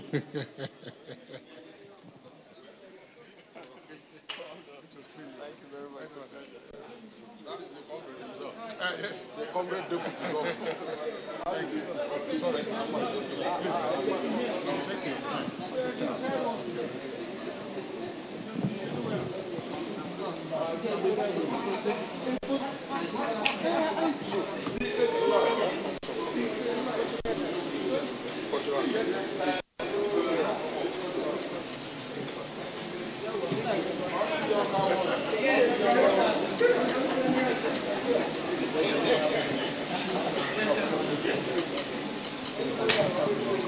Yes, cultural display, and then get ready for the keynote address.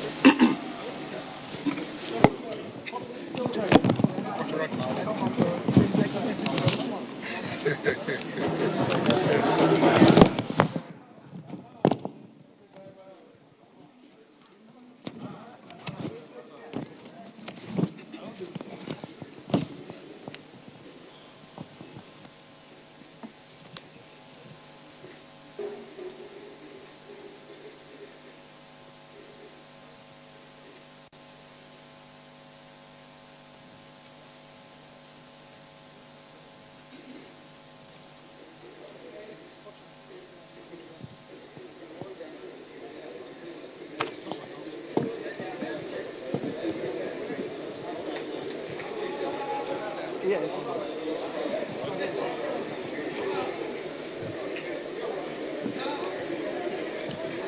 Thank you very much. Distinguished ladies and gentlemen, we're not done yet. We have something that will interest you.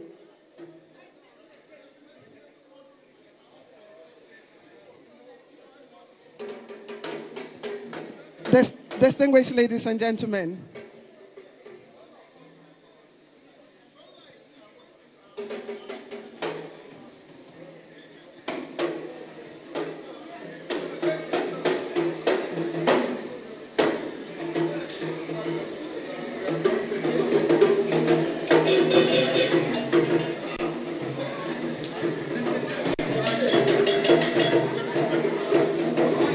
distinguished ladies and gentlemen,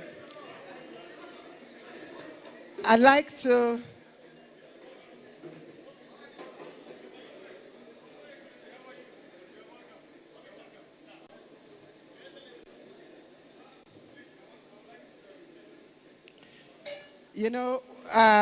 Walter Lippmann, the American renowned writer and political scientist, he captured the essence of culture that I always try to, that I always recall. And he said, culture is simply the name of what people are interested in. He said it is their thoughts, their models, the book they read, and the speeches they love to hear. So bottom line, culture is our way of life. And truly, you can't know a people until you've seen them dance. Have you seen Nigerians dance? Distinguished ladies and gentlemen, please let's get ready to meet Nigeria in her most expressive form through dance and rhythm.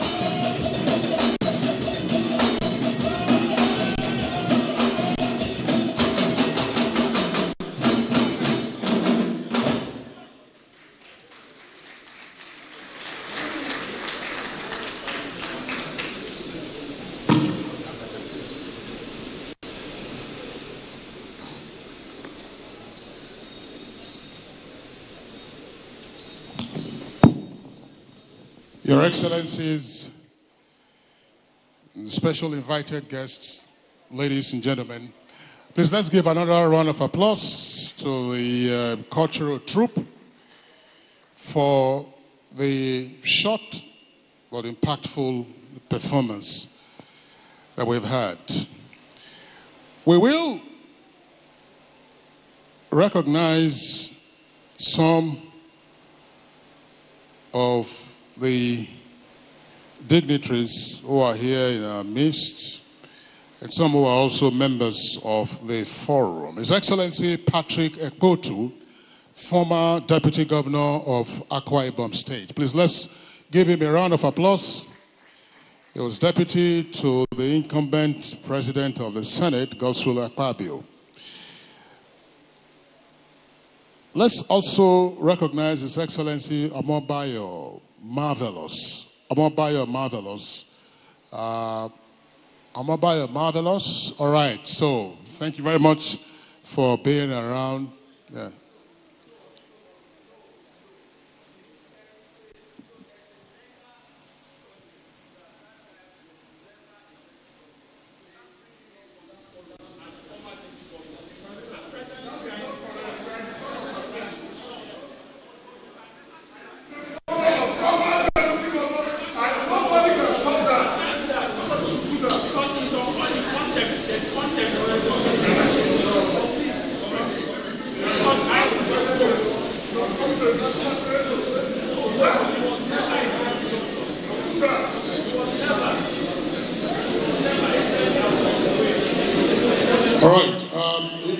Your Excellency, Honorable Philip Shuaibu, Honorable Philip Shuaibu,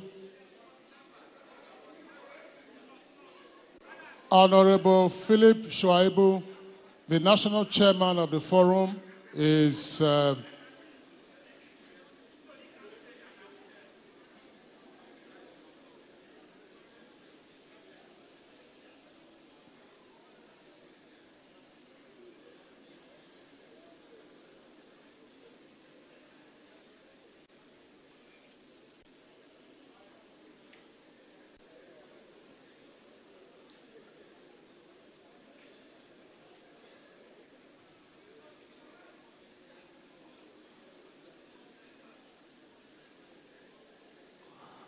all right, so while that is being sorted out, Your Excellencies, let me recognize, as provided by the Secretariat for this conference, the former Deputy Governor of Zamfara State, His Excellency Senator Hassan Mohammed Guzo.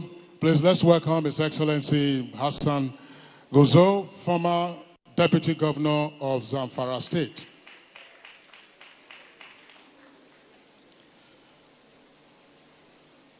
It's interesting. I think when things like this happen, then you get a few ideas. Maybe we may have to reestablish the bona fides of whoever is in the hall here. But obviously, everyone is here with positive intentions, and we also are law-abiding, and so we follow due process. The former Deputy Governor of Old Benue State, His Excellency Sule Iyaji. All right, so please let's give him a round of applause. Old Benue State, His Excellency Sule Iyaji.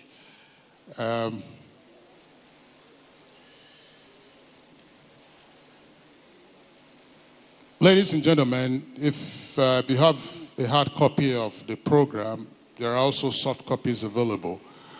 You would have noticed that we are supposed to have two chairmen, chairman and the co-chair. And it turned out that one of the chairmen wasn't immediately available. And the chairman, who was in situ in a representative capacity, had fought until a moment ago after the photo sessions. He had also delivered the chairman's remarks and declared the conference open. But I have some information. I have not confirmed exactly what happened. But my source, should I say sources now, because that means I double-checked. But my sources indicate that there seemed to have been some miscommunication between the chairman and his staff. So, not between the secretariat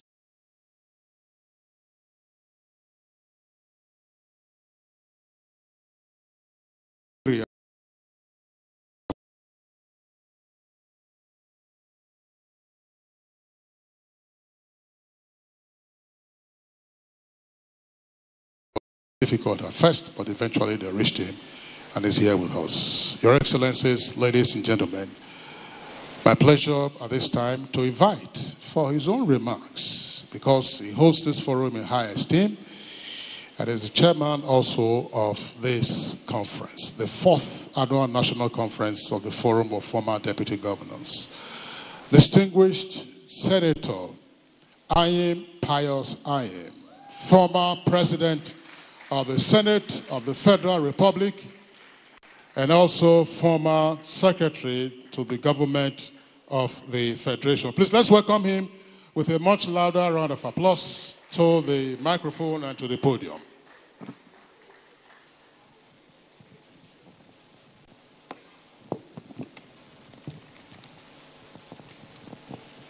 Your Excellencies, more particularly the chairman of this forum, Your Excellencies, the serving deputy governors, then former deputy governors, Your Excellency, the police ambassador to Nigeria, invited guests, distinguished ladies and gentlemen. Let me thank the MC for trying to make excuses for me. But actually, it would have been most regrettable if I am not able to make it to this event, because I look forward to it. And like he tried to say, the fact is that my office programmed me for tomorrow for this event. And today was another event. So I went for that other event until I saw your message that the event has started. And I had to cut off from there to be here. And I thank God I am here. Let me therefore sincerely apologize for the mix-up, for my late coming, and also be thankful to God that I am able to make the event. I'm also very grateful that my co-chairman had actually been here and held forth. And more so that he had opened the event with an address. But maybe let me simply identify with him with a short address. And I am quite delighted to share a few thoughts on what I think your forum can become. So, distinguished ladies and gentlemen, I am grateful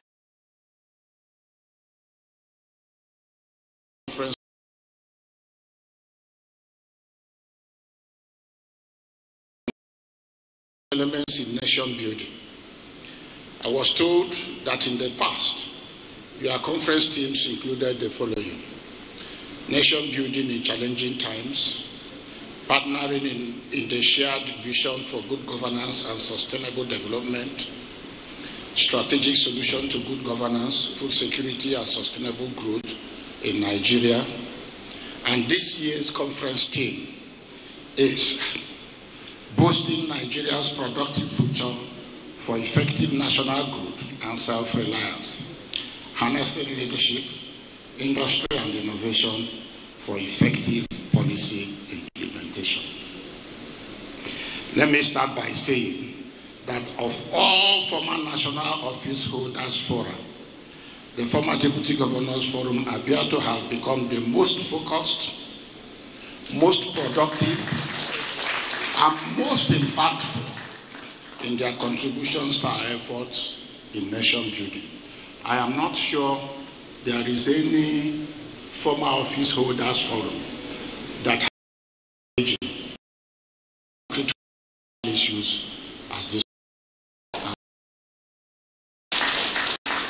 It is therefore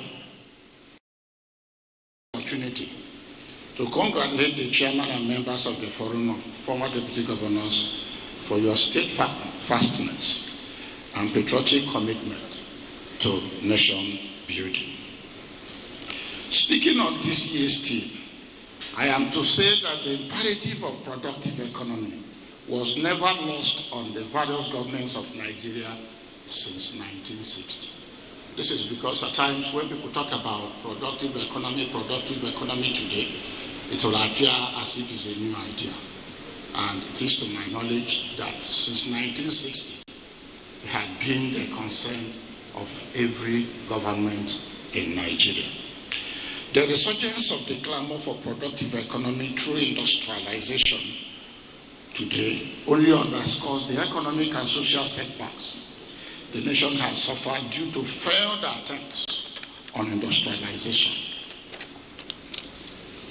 It is instructive to point out that at the core of the first National Development Plan of 1962 to 1968, and indeed the subsequent rolling plans, including the indigenization decree of 1977, were policies to encourage and facilitate industrialization. These efforts yielded great results in the 80s as industrial clusters and activities became prominent in various parts of the country. Example, Bompai in Kano, Kakuri in Kaduna, Onitsha in Anambra State, Aba in Abia State, Ikeja in Lagos State, and so on. I am to say that the collapse of these efforts is not as a result of lack of knowledge of its benefits, particularly its benefits for job creation and economic stability. It is my opinion that the following, among many other factors, were at the root of the problems. I also know that today we look at certain surface issues, more particularly present issues, as being the real issues that had set up back. But I think there are more fundamental issues. And if we don't address those fundamental issues, it will appear as if we are putting block on no foundation. So we need to look. I thought I should highlight just 3 critical foundational issues we must also look at and in fact seek to address them in order to actually resolve that. Without a national vision, without a national aspiration, not just national vision as articulated in any paper, I mean shared vision accepted by all, it will be difficult to enhance patriotism. And without patriotism, you can't build a nation. I make bold to say that productive economic progress is usually as a result of sustained commitment to national aspiration. It is a commitment that transcends change of government. A situation where policy inconsistency is occasioned by ethnicity, nepotism, corruption, and above all, lack of adequate sense of patriotism to drive national vision and aspiration cannot deliver on productive economy. There must be that foundation that as a nation, we have the commitment, both the leaders and the led, that this is where we want our nation to be in the nearest future. And it is in the best interest of everybody. Once this is inculcated in us, then you will find out that understanding of policies, both the pains and the benefits of each policies, will be a lot much easier and across board, and everybody will commit to deliver that. So, our journey to productive economic well-being, therefore, we have to start with rebuilding our sense of nationalism, benchmarking our national aspiration to achieve economic renaissance, and then a collective commitment to reduce our status symbol. Accordingly, import licensing was put to replace local production. It is evident that local products are generally regarded as inferior goods, and the ability to afford foreign-made goods on the other hand, are matters for those who have arrived. I am sure none of us that came here today came on a locally made vehicle. And if the market is not there, then who invests to sustain losses? So, it is evident that local products are generally regarded as inferior goods, and the ability to afford foreign-made goods, on the other hand, are matters for those who have arrived. It is the market that stimulates production. A situation where we cannot patronize locally made goods, how do you encourage investors to plunge into losses? In this regard, effort must be made to encourage the taste for locally made goods as a mark of national pride and as a commitment to secure our future. Finally, Nigeria signing on to the World Trade Organization agreement in December 1994 was another major factor that had collapsed our industrial effort. The World Trade Organization agreement encouraged globalization and trade liberalization, resulting in our economy becoming a dumping ground for cheap goods from abroad, particularly as our underdeveloped infrastructure could not compete with efficient and more cost-effective production systems of the developed world. And I know, and I encourage us, more particularly as it were, that the World Trade Organization agreement had almost collapsed, to find out that every country is going back to itself to actually hold back his economy into his own hand and build it to what he wants it to be. But I know that when we signed into the World Trade Organization, we signed in on about December 1994, and it took effect in 1995, early 1995. Then foreign goods were flooded into the country, and that's when the textile industries in Kakuri collapsed. That's when most of the industries in Ikeja collapsed. That's when Onitsha collapsed. In fact, that's when most of our industrial progress actually collapsed. Because I remember one day asking one garment producer in Aba, why wouldn't you go back to what you were doing before? Because he had closed. He said, look, if you produce at 5 naira per garment, and somebody imports to sell at 2 naira per garment, then there is just no way you can compete with that person. And that's what it was. So most industries had to collapse because they could not compete. And if we don't protect our economy, there is no way it can actually withstand a more cost-effective production environment abroad, to actually deliver on the expectations of the market. So there is no gainsaying that every successful local productive economy not only enjoy policy protection, but also enjoy competitive production environment. If you must expect quick turnaround in local production, we must protect our market, we must enhance our infrastructure, we must secure our environment, and so on. I have chosen to highlight just these 3 points only because we have guest speaker who will do justice to the theme of the day. However, I think that the way to go is to acknowledge that our national institutions and our sense of patriotism have been seriously weakened. Therefore, we need to accept the fact that there is no magic that can reverse our economic weakness overnight. It will be misleading for anybody to think that it is a simple task to revise our economic misfortunes. For any meaningful respite to be achieved in a record time, we need the concerted effort of our leaders and the people to commit to a renewed determination to reposition our country on the path that will implant patriotism in the citizens, without which every industrial policy of any government whatsoever will be sabotaged and it will not work. Our people must resolve to accommodate The pains of bold efforts at redirecting our nation, and our leaders must be intentional at rebuilding our nation. This approach worked for China. It worked in Singapore. It worked in Vietnam. It can work for us. Let me therefore use this opportunity to call on all well-meaning citizens of our dear country to support the efforts of President Tinubu's administration to reposition our country on the path of economic renaissance and economic growth. I thank you all. I welcome you all.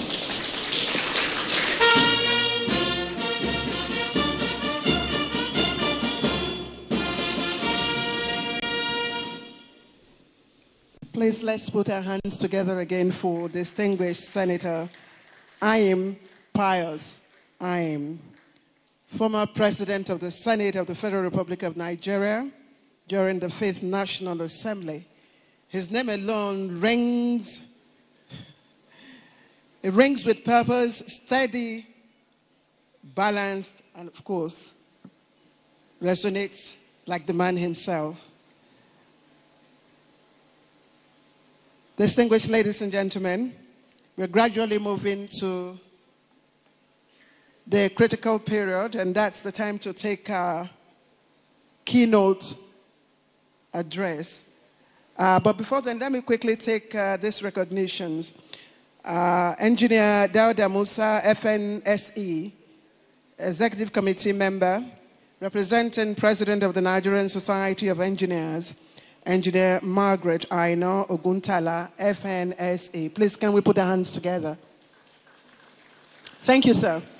Let me also quickly acknowledge Professor Onje Gie Wado, former Deputy Governor of Nasarawa State, who also is a BOT member. Can we put our hands together, please? And His Excellency Patrick Ekwotu, former Deputy Governor of Akwa Ibom State. He's also here. Can we put our hands together? Thank you, sir. For those of you who are putting your hands together, thank you. Please put your hands together again. Aha.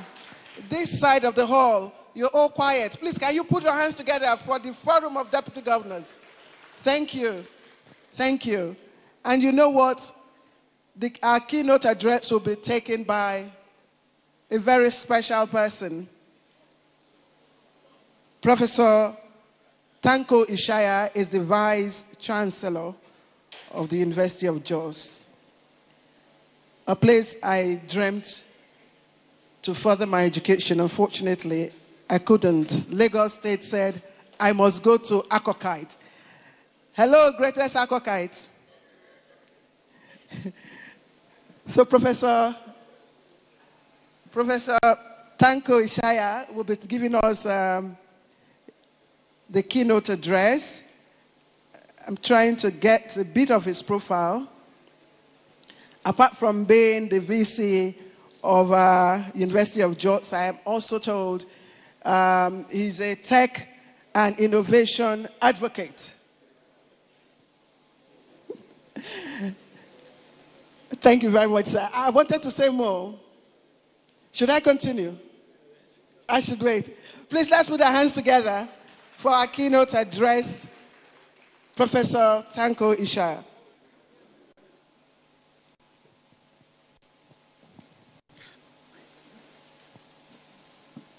Thank you very much, MC. The chairman of this occasion, His Excellency, Distinguished Senator Ayim Pius Ayim, the former Senate President, and the co-chair who has just left, Your Excellency, the Executive Governor of Borno State, Professor Babagana Zulum, who is here ably represented by the Deputy Governor. Let me, on behalf of all the professors, congratulate the Executive Governor of Borno State for receiving an award of innovation. I think you should tell him that we are all proud of him, and we are proud of what he's doing in the state. That is what it takes to be a professor and to be a leader. Congratulations. Thank you. Your Excellency, the National Chairman, Dr. Chris, Aloze Akomas, Your Excellencies, distinguished guests, my colleagues, Vice Chancellors that are here present,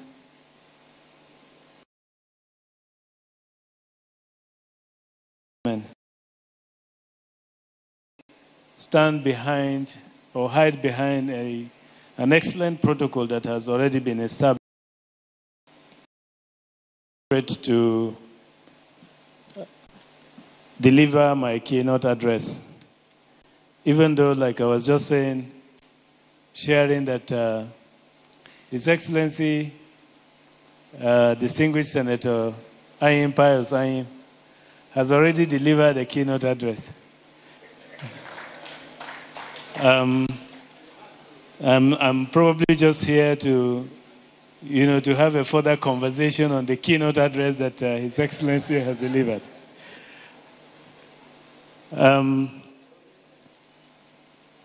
It is indeed with both an honor and privilege that I stand before this gathering of distinguished, eminent statesmen and women, seasoned administrators, and patriotic Nigerians whose service to our nation continues to shape its democratic and developmental journey.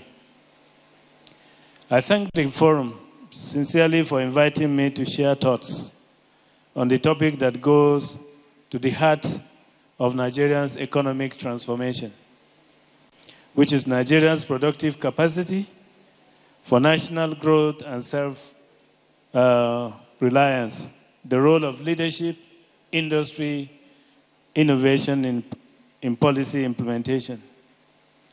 I believe also that the sub-themes are very apt and engaging.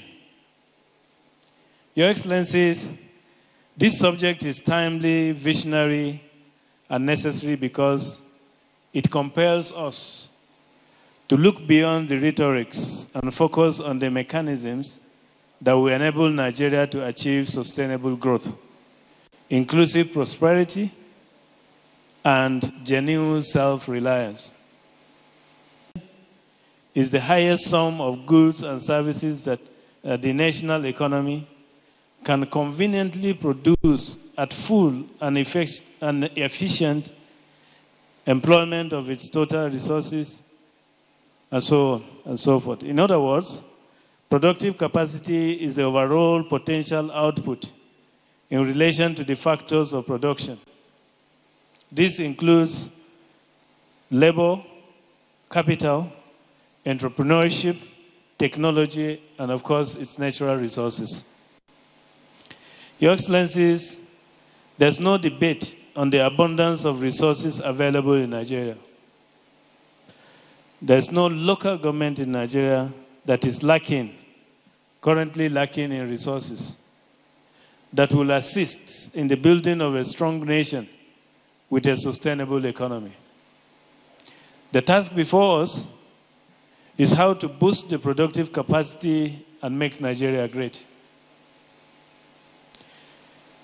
The strength of every nation depends on its productive capacity, no doubt.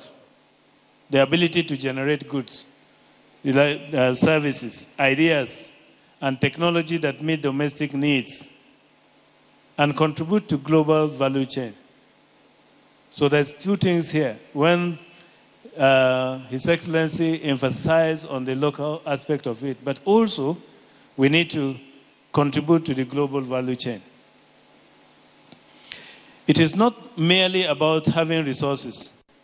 It is about having the capacity and the discipline to transform those resources into wealth and well-being. For Nigeria, productive capacity must be anchored into three very important aspects.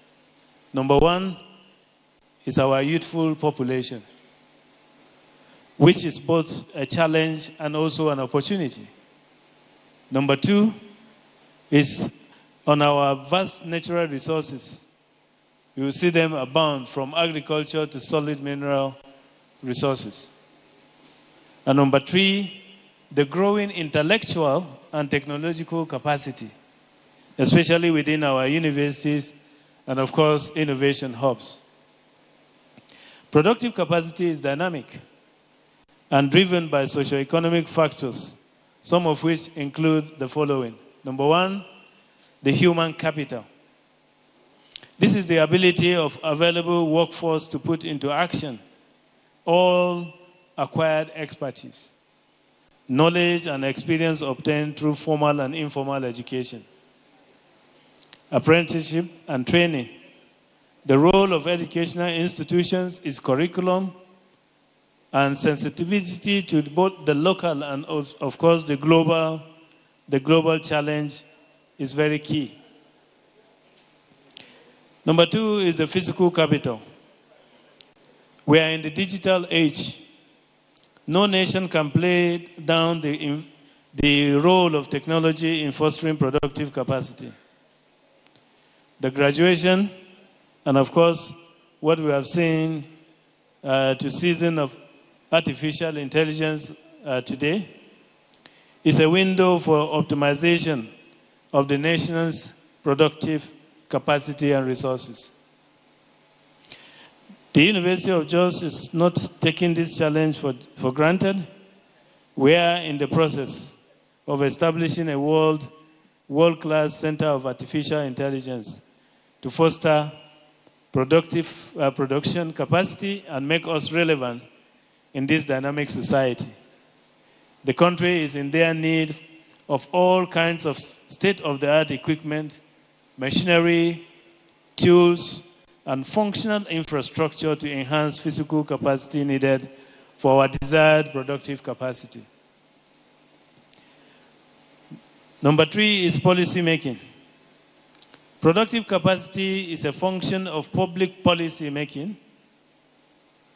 The state of the nation's nation's productive capacity will be reflected in some key socio-economic and political policies.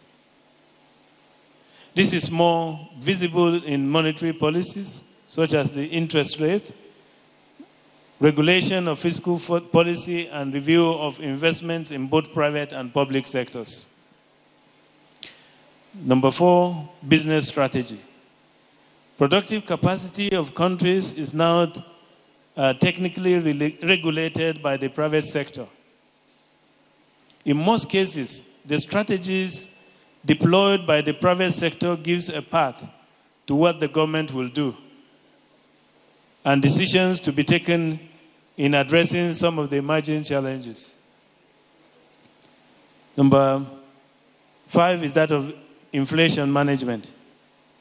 The principle of supply and demand have a direct impact on the productive capacity.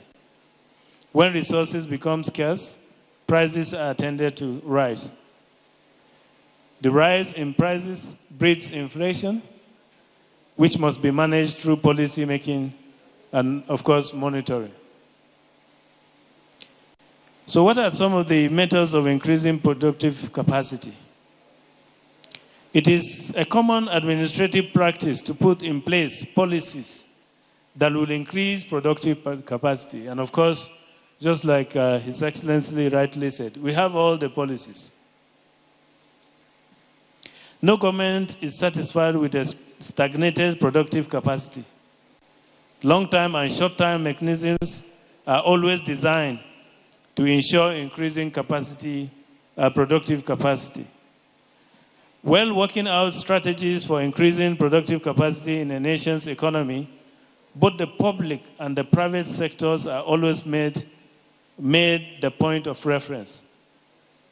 Economic and political considerations are always critically examined as it affects the private and the public sectors. Globally, most countries' economy is private sector driven. while the public sector serves more like a shadow of the general economy. In this case, we see policies that are of short term, meant to solve some temporary or emerging issues, mitigating against productive capacity of that particular country. This may be maybe the removal of certain tariffs or increasing the tariffs. It may be the tax holiday or ban on certain items in order to allow home products grow with minimal competition. And that is to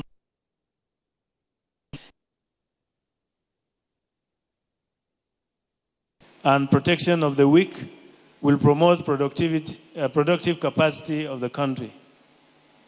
The comparative advantage production, the country fosters productive capacity by allowing specialization and comparative advantage. This can be done within the country, allowing localities grow their own special products. This may also be extended into international cross-border, allowing people produce what is cheaper and buy what it is produced at a more lower rate.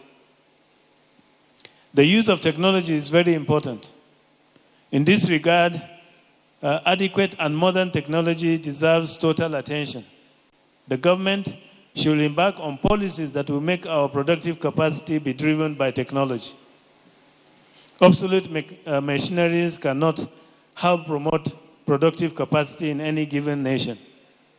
Partnerships, assembly plants, equipment of higher institutions with relevant technology-based equipment are part of the drastic steps government may take at an interim basis, but will have long-term effect on the national productive capacity. Gone are the area of cash and food crops. Every crop is now cash crop. There's no local government in Nigeria without abundance of natural resource in commercial volume. Inasmuch as it is very important that we partner with skilled organizations outside the country to get the best of these resources, we must not look down on the capacity of the local and the traditional initiatives. To make the best use of our national resources in enhancing productive capacity in our university, for example, and many universities, every category of students take compulsory courses in entrepreneurship, information and communication technology. We do not stop at that.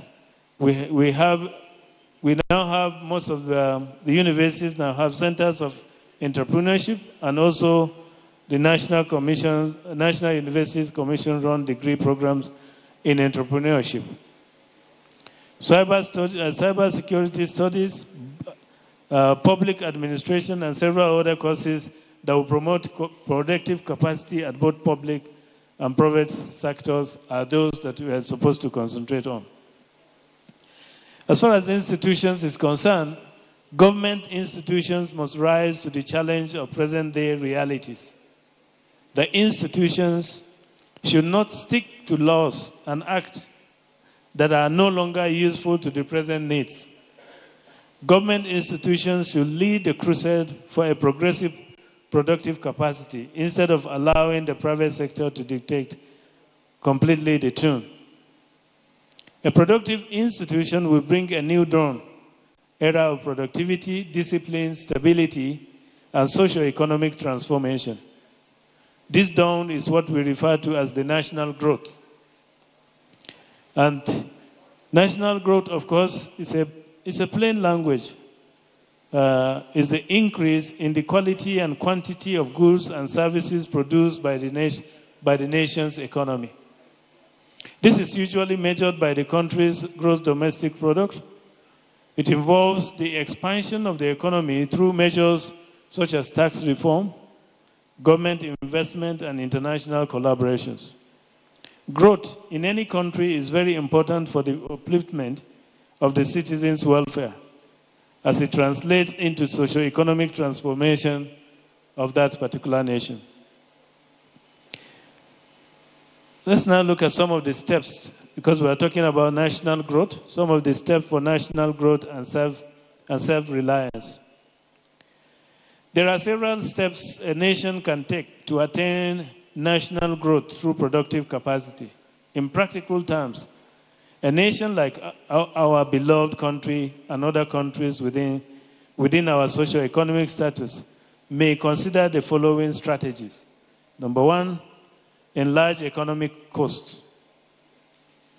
We are to systematically open up every avenue that will increase our capacity to expand goods and services, but both for local and international consumption.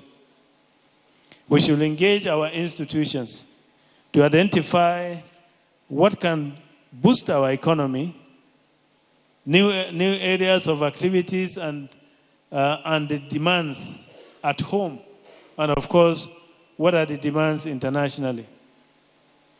We need to consciously adopt measures that inflation will adjust the country's gross domestic product over certain targeted periods.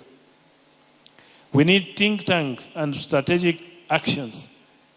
There are several agencies and institutions with the capacity to prepare policy papers and working documents that will guide the government to embark on policies and programs that will foster good governance. There should also be a focus on digital revolution.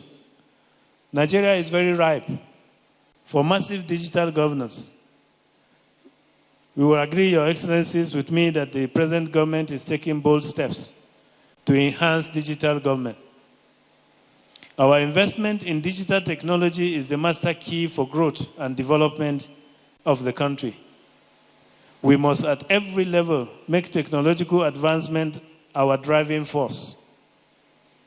The universities, especially our university, have taken several steps in promoting technology through applicable steps. These are visible in our Center of Food Security, in our Center of Excellence in Food Security, Centers of Excellence in Phytomedicine Research and Development, centers in the College of Medical Sciences, and so on and so forth.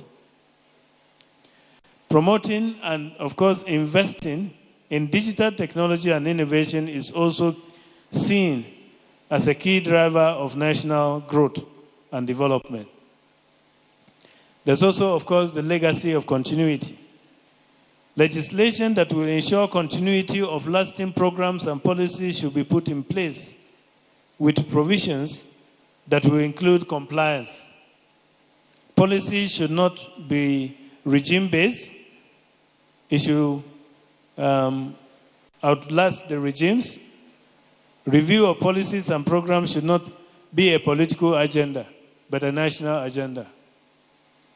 Your Excellencies, I will not preempt our erudite scholars who are fully prepared to take us through 5 impactful sessions. However, let us remind ourselves of the Nigerians' recent gross domestic product economic growth.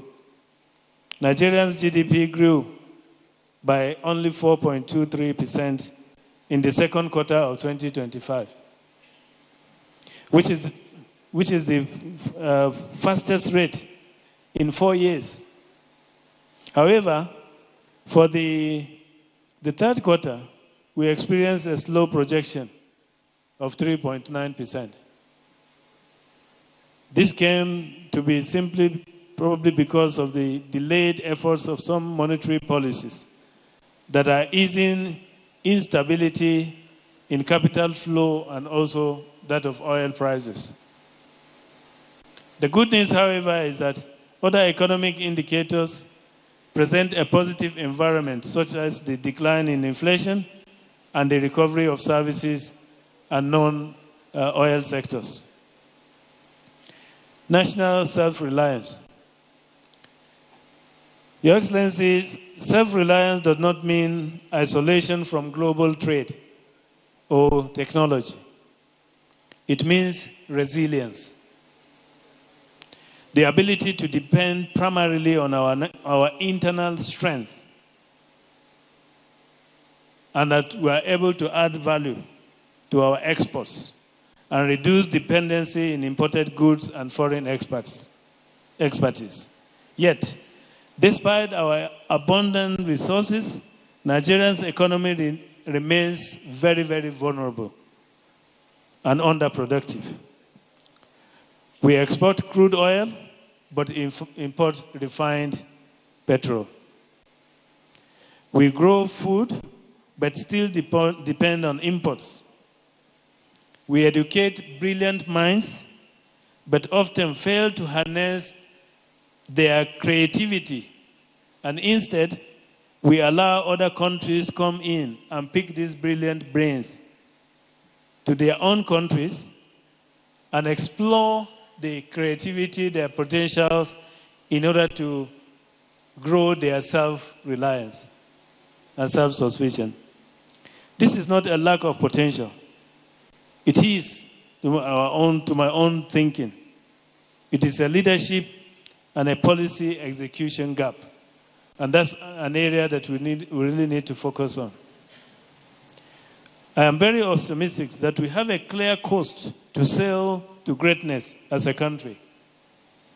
What we need is the political will, the sense of patriotism, identifying resourceful personnel and institutions that will put into use all the potentials in them, and government willingness to accept the professional input without political discrimination.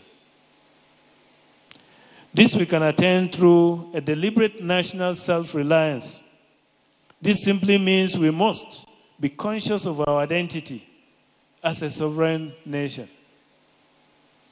We must throw away the garment of dependence, create a deep sense of patriotism that will take into consideration our capacity as a nation, the steps to clear political agenda that will bring to fore our economic potentials, the comparative advantages of self-sufficiency, lasting integrity, inclusiveness, and of course, national security. For us as a nation, I think we have 5 key steps to enhance national self-reliance needed for boosting our productive capacity. These, of course, include, number 1, engaging citizens in economic and political affairs of the country. Let the citizens have confidence in government, in governance, through inclusive policies, creating a sense of belonging with equal opportunities.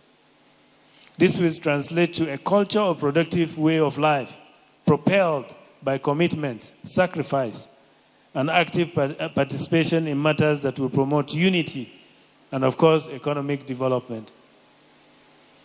Upholding national sovereignty. The sovereignty of Nigeria should not be compromised in whatever disguise. No economic ties should enslave citizens and reduce governance to agent of foreign capital or neo-colonial leadership under the tag of globalization. Internal security of the nation is a key sign of legitimate governance. The government should not compromise its internal security. The Nigerian police force should not only be recognized on paper as the primary custodians of the nation's internal security, but must be properly equipped in all ramifications to perform their constitutional duties. The military should continue with the task of protecting the nation against any form of external aggression, with more emphasis on cross-border operations rather than internal. National pride is what we have as human resource. Natural resources and value systems should be promoted and protected to institutionalize sense of belonging and, of course, encourage local skills and local development. Last but not the least, we should totally value our local resources. And again, this is an emphasis on what His Excellency earlier said. We must cherish our products above imported products, promote exports above imports, and create avenue of national pride. So what is therefore the role of leadership in national productivity? We have already extracted issues around boosting productive capacity. There is absolutely no doubt that we can only advance with the right leadership. It is a common practice to blame leaders for any negative development and claim credit for things that are working well. A leader with adequate knowledge of national economy, what the citizens need, and how to move the country forward is highly needed to enhance productive capacity of our nation. Leadership remains the single most critical factor in determining a nation's productive trajectory. History teaches us that nations rise or decline not because of what they have, but because of what their leaders do with what they have. Nigeria has never lacked good ideas and has never lacked good policies. From Vision 2020 and needs to the economic recovery and growth plan, and now the renewed hope agenda. However, many of these initiatives have suffered from weak implementation, fragmented coordination, and in some cases, lack of continuity from one policy to another. In national leadership, every good leader has the potential to boost the economy, as there are citizens in all sectors of the society that are experts and very knowledgeable in various areas of specializations. Without parochial sentiments, a good leader will scout or shop for good hands, experts who can support the country, not primarily his administration, but the country as a whole. The leadership should develop a feedback strategy that will keep them above every situation. This means that the leader must be teachable, learning new facts, and allowing the experts to give professional submissions and advice. The leadership should devote resources for training and research, not holding to traditions that are not productive. Regular updates from various sectors, and also interact with organizations and countries with similar productive interests for collaboration and protection of the collective interest. The need to have legislative backing that will protect and promote productive capacity is very important.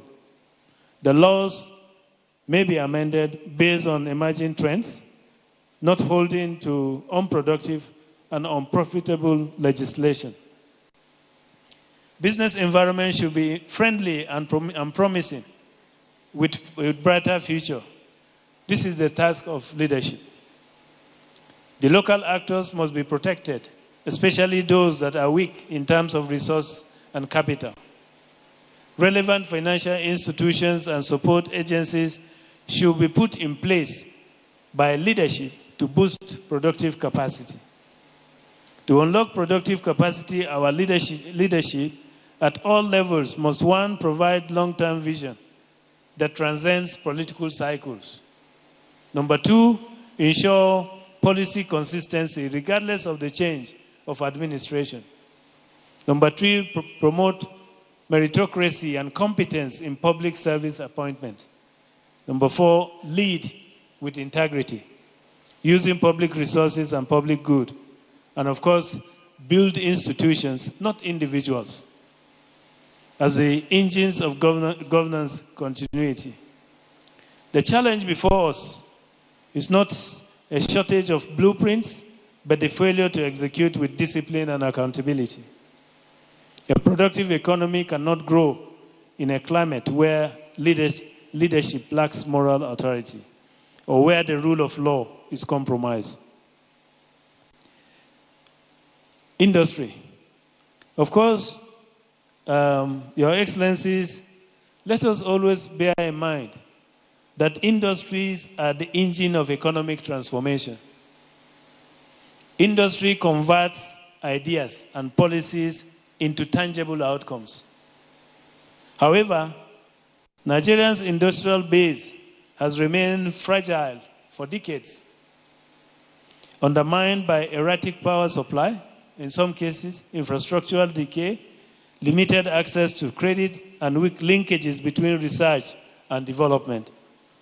Industries, therefore, have a key role to play in boosting productive capacity in any given country. Let us quickly look at just 5 essential ways industries can boost productive capacity. Number 1, identifying dependable source of raw materials. Industry should be able to identify and sustain a dependable source of raw materials needed for consistent quality production. This will make production chains to be regular and minimize search for alternatives and unstable price, which may force production to stop. Number 2, humane and reliable conditions of service for the workers. This will eliminate rapid migration of workers. We have now seen we are actually on the Japa syndrome, where we see a lot of workers from various areas actually moving away. And industrial disputes. Hence, productivity will be steady and increase. Job security is very important in boosting productivity. Workers should have hope that they can build a career in their workplace if productivity is to be properly boosted. Number 3, consumer-friendly products and cost is very important. The consumers should be allowed to give feedback, and such feedback should be attended to. This will increase patronage and innovation in the products, as consumers will give accurate information on the need for improvement.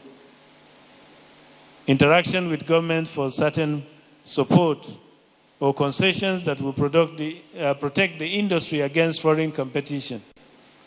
This will keep the industry alive against the tyranny of big industries, who may be enjoying government backing against the local industries. Number 5, cost of production and selling prices of products must be in agreement if the industry want to remain in business and boost production. Specifically, we must redefine industrial policy around productivity and inclusion.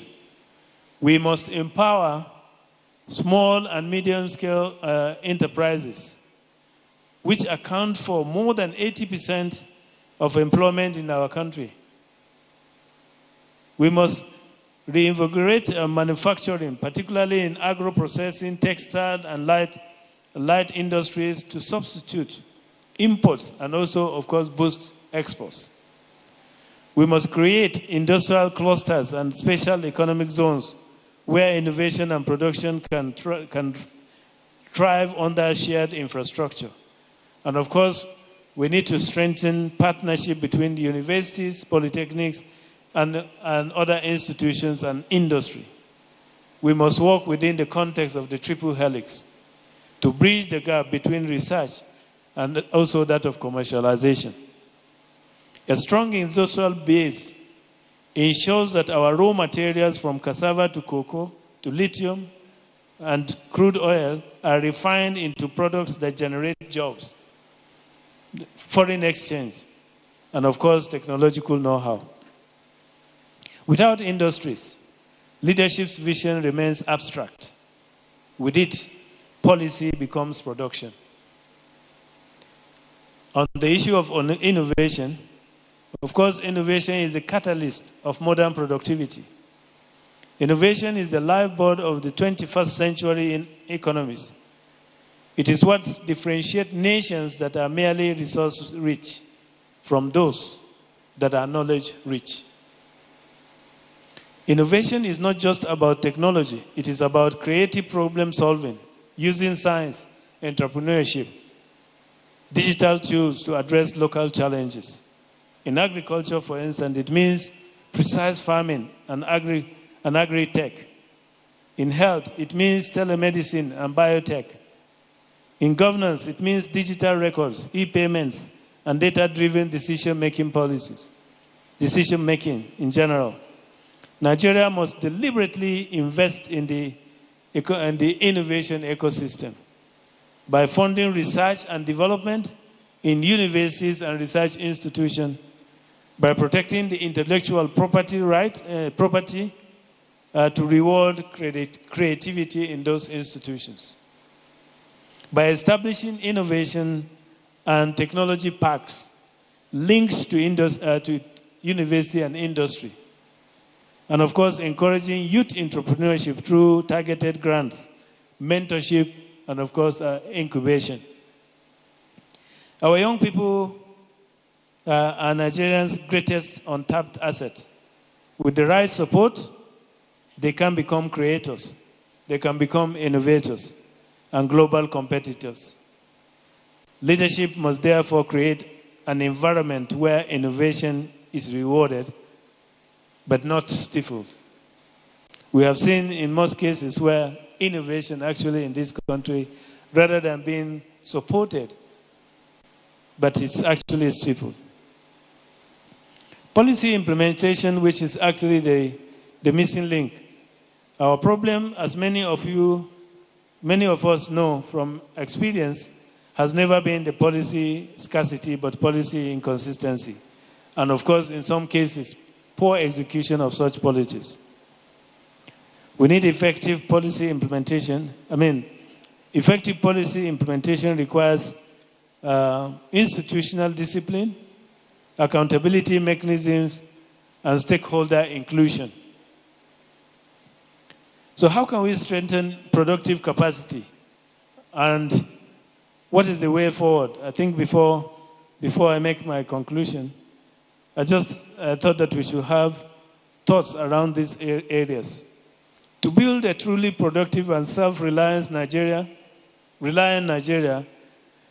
we must consider the following, strategic priorities. Number one, we need to diversify the economy through agro-industrialization, solid minerals, and of course, digital economy. Number two, we need to invest massively in human capital, education, health, and skills development, particularly through revitalized TVET institutions, is core. We need to reform infrastructure, especially energy, transport, and broadband connectivity, to reduce production costs. We need to promote local content and technology transfer through incentives and protection of indigenous industries. We need to empower youth and women as drivers of innovation and entrepreneurship. We need to institutionalize performance management in public service to ensure accountability in policy delivery. These steps, pursued with sincerity and consistency, will not only expand our productive base, but also strengthen national cohesion and, of course, national reliance. In conclusion,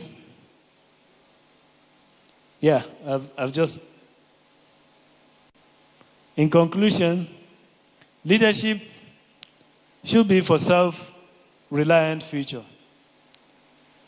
Your Excellencies are former deputy governors. You have all been part of Nigeria's journey, a journey of promise, a journey of progress, and persistent challenge, unfortunately. But we must look forward. Nigeria stands today at a crossroad. We can continue to manage poverty, or we can create prosperity through productivity. We can keep recycling plants, or we can implement them with courage and discipline. True self-reliance will not come from protectionism, but from production, from value creation, innovation, and responsible leadership that translates policy into progress. The call to action, therefore, is clear. Let leadership inspire productivity. Let industry drive innovation. let policy translate vision into measurable outcomes. If we align these three forces, leadership, industry, and innovation, Nigeria will not only achieve national growth, but also secure a future built on dignity, creativity, and self-sufficiency. Your Excellencies, I have briefly laid the foundation of what we are going to expect from our speakers and various panels. And like I said earlier before I started, I'm just here to discuss further the keynote address that His Excellency earlier on presented. My submission is that we have what it takes to boost productive capacity in Nigeria. This is not just the task of government, but a task for everybody. Let this forum, rich with wisdom and experience, continue to be a voice of principled leadership, sound economic vision, and effective governance in our beloved country. I want to note with a sense of appreciation and gratitude to our university, the University of Jos, that is very, very well represented and active in this noble forum. All the former deputy governors from Nasarawa State, Edo, I can see him there, and so on, alumnus, great alumnus of the University of Jos. But for Professor Onje Yewado, who is a professor of law, a former deputy governor of Nasarawa State, still a professor in Plateau State.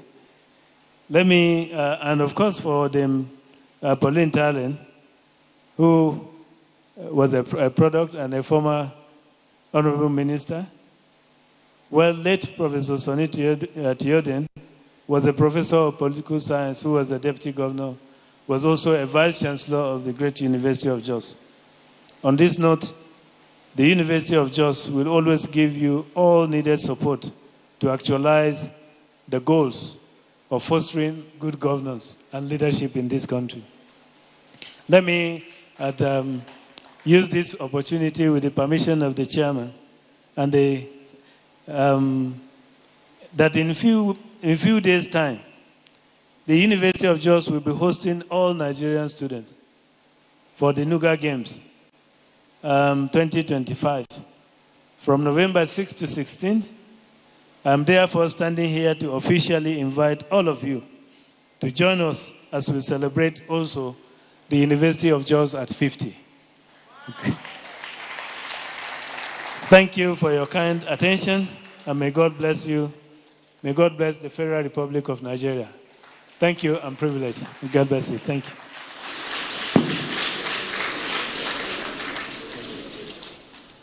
Please, let's appreciate Professor Tanko Ishaya, the Vice Chancellor of the University of Jos, once again. Thank you, Professor. You have raised some thought-provoking issues, one of which you have asked that we begin to diversify.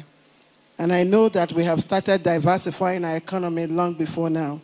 If not, Governor Umar Zulum of Borno State would not go home today with an award because he has been diversifying. But that brings me to one thing that I think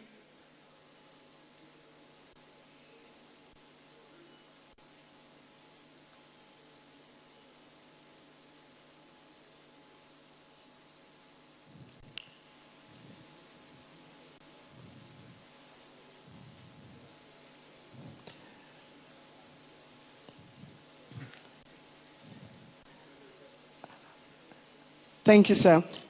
So one capacity that I think that needs to be developed is leadership integrity. And in that way, I align my thoughts with Dr. Goke Adegoroye. I didn't get to read his book. He launched recently, The Nigeria Civil Service, 5 Decades Experience. But I had opportunity to read some of the reviews. And he said that his mission, his ministry, is to advocate leadership integrity. And I'm glad to say that we do have Dr. Goke in our midst today. I can't. Dr. Goke Adegoroye, are you here? Thank you, sir. Please, let's put our hands together. I'm very happy that he's in our midst today because his ministry is advocating leadership integrity. Dr. Adegoroye, am I right? All right, thank you very much, sir. So the next session will be steered by the moderator for this session will be Professor Uche Uwaleke.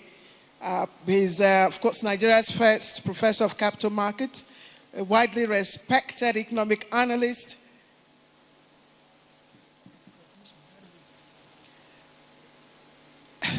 A widely respected economic analyst who is widely sought after, and his analysis have made him one of Nigeria's most trusted voices in Nigeria's economic space. Let's put our hands together for the moderator of this session.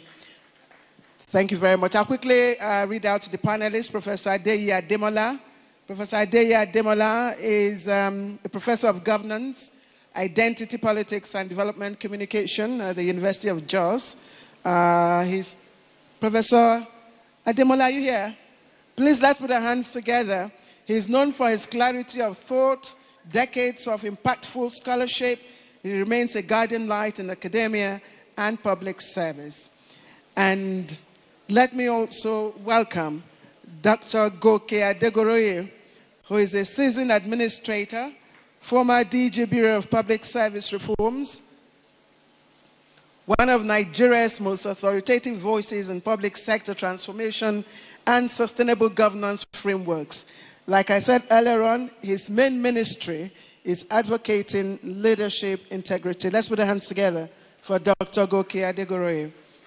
Ambassador designate Michael Tisan, Embassy of Poland in Abuja. He's also here. He represents the Embassy of Poland, brings wealth of diplomatic experience, and of course, he has a very strong commitment to strengthening bilateral ties and educating exchange between Poland and Nigeria. Thank you very much, Excellency. We have Senator Professor John Abraham, Professor of International Management Studies, entrepreneur, CEO, Pilgrim Ranch Limited, first black member of the Parliament of Poland. He's also here. Let's put our hands together for him. He has a rare mix of intellect and statesmanship. He's deeply, deeply committed to translating knowledge into meaningful national progress. Thank you for coming. And last but certainly not the least, we have Dr. Alpha Yaya Kamara. Dr. Kamara is a systems agronomist and principal scientist, IITA, CGIAR program lead on land, water, and ecosystems. Please, Dr. Alpha Yaya Kamara, can we put our hands together for him? He has worked extensively on regional integration, institutional capacity, building policies, across West Africa, and of course, strengthening institutions and empowering communities. Distinguished ladies and gentlemen, your panelists for this session. And at this point, I'd like to quickly, before I hand over the microphone to the moderator, let me quickly acknowledge His Excellency Ahmed Mohamed Getso, former Deputy Governor of Niger State, who's here with us. Please, can we put our hands together? His Excellency Mukhtar Ahmed Anka, Deputy Chairman North and former Deputy Governor of Zamfara State, is also here. Thank you very much, sir. His Excellency Ali Abubakar Jatau, former Deputy Governor of Borno State. He's also here, and of course, National Secretary. Your Excellency, I can't see you. Oh, okay. Thank you very much. So, distinguished ladies and gentlemen, I now hand over the microphone to Professor Uche Uwaleke. Thank you, my sister. Your Excellencies, let me especially recognize the chairman of the occasion, former Senate President. Your Excellencies, the former governors, distinguished ladies and gentlemen, I'm aware that lunch is served, and so we are not going to keep you long. I intend to abridge this. We are expected to do this for 45 minutes or so, but we are going to be as brief as possible so we don't keep you, we don't allow your food to get cold. Your Excellencies, we have listened to the speaker, the Vice Chancellor of University of Jos. So we are here to do a deep dive on the paper, beautiful paper presented by him. As we are all aware, this administration had set for itself, or has an aspiration, to attain a $1 trillion economy by the year 2030. And in pursuit of that, it has set out an agenda, 8-point agenda, namely,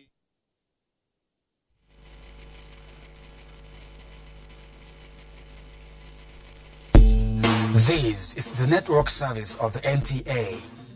We now join our outside broadcast crew for a live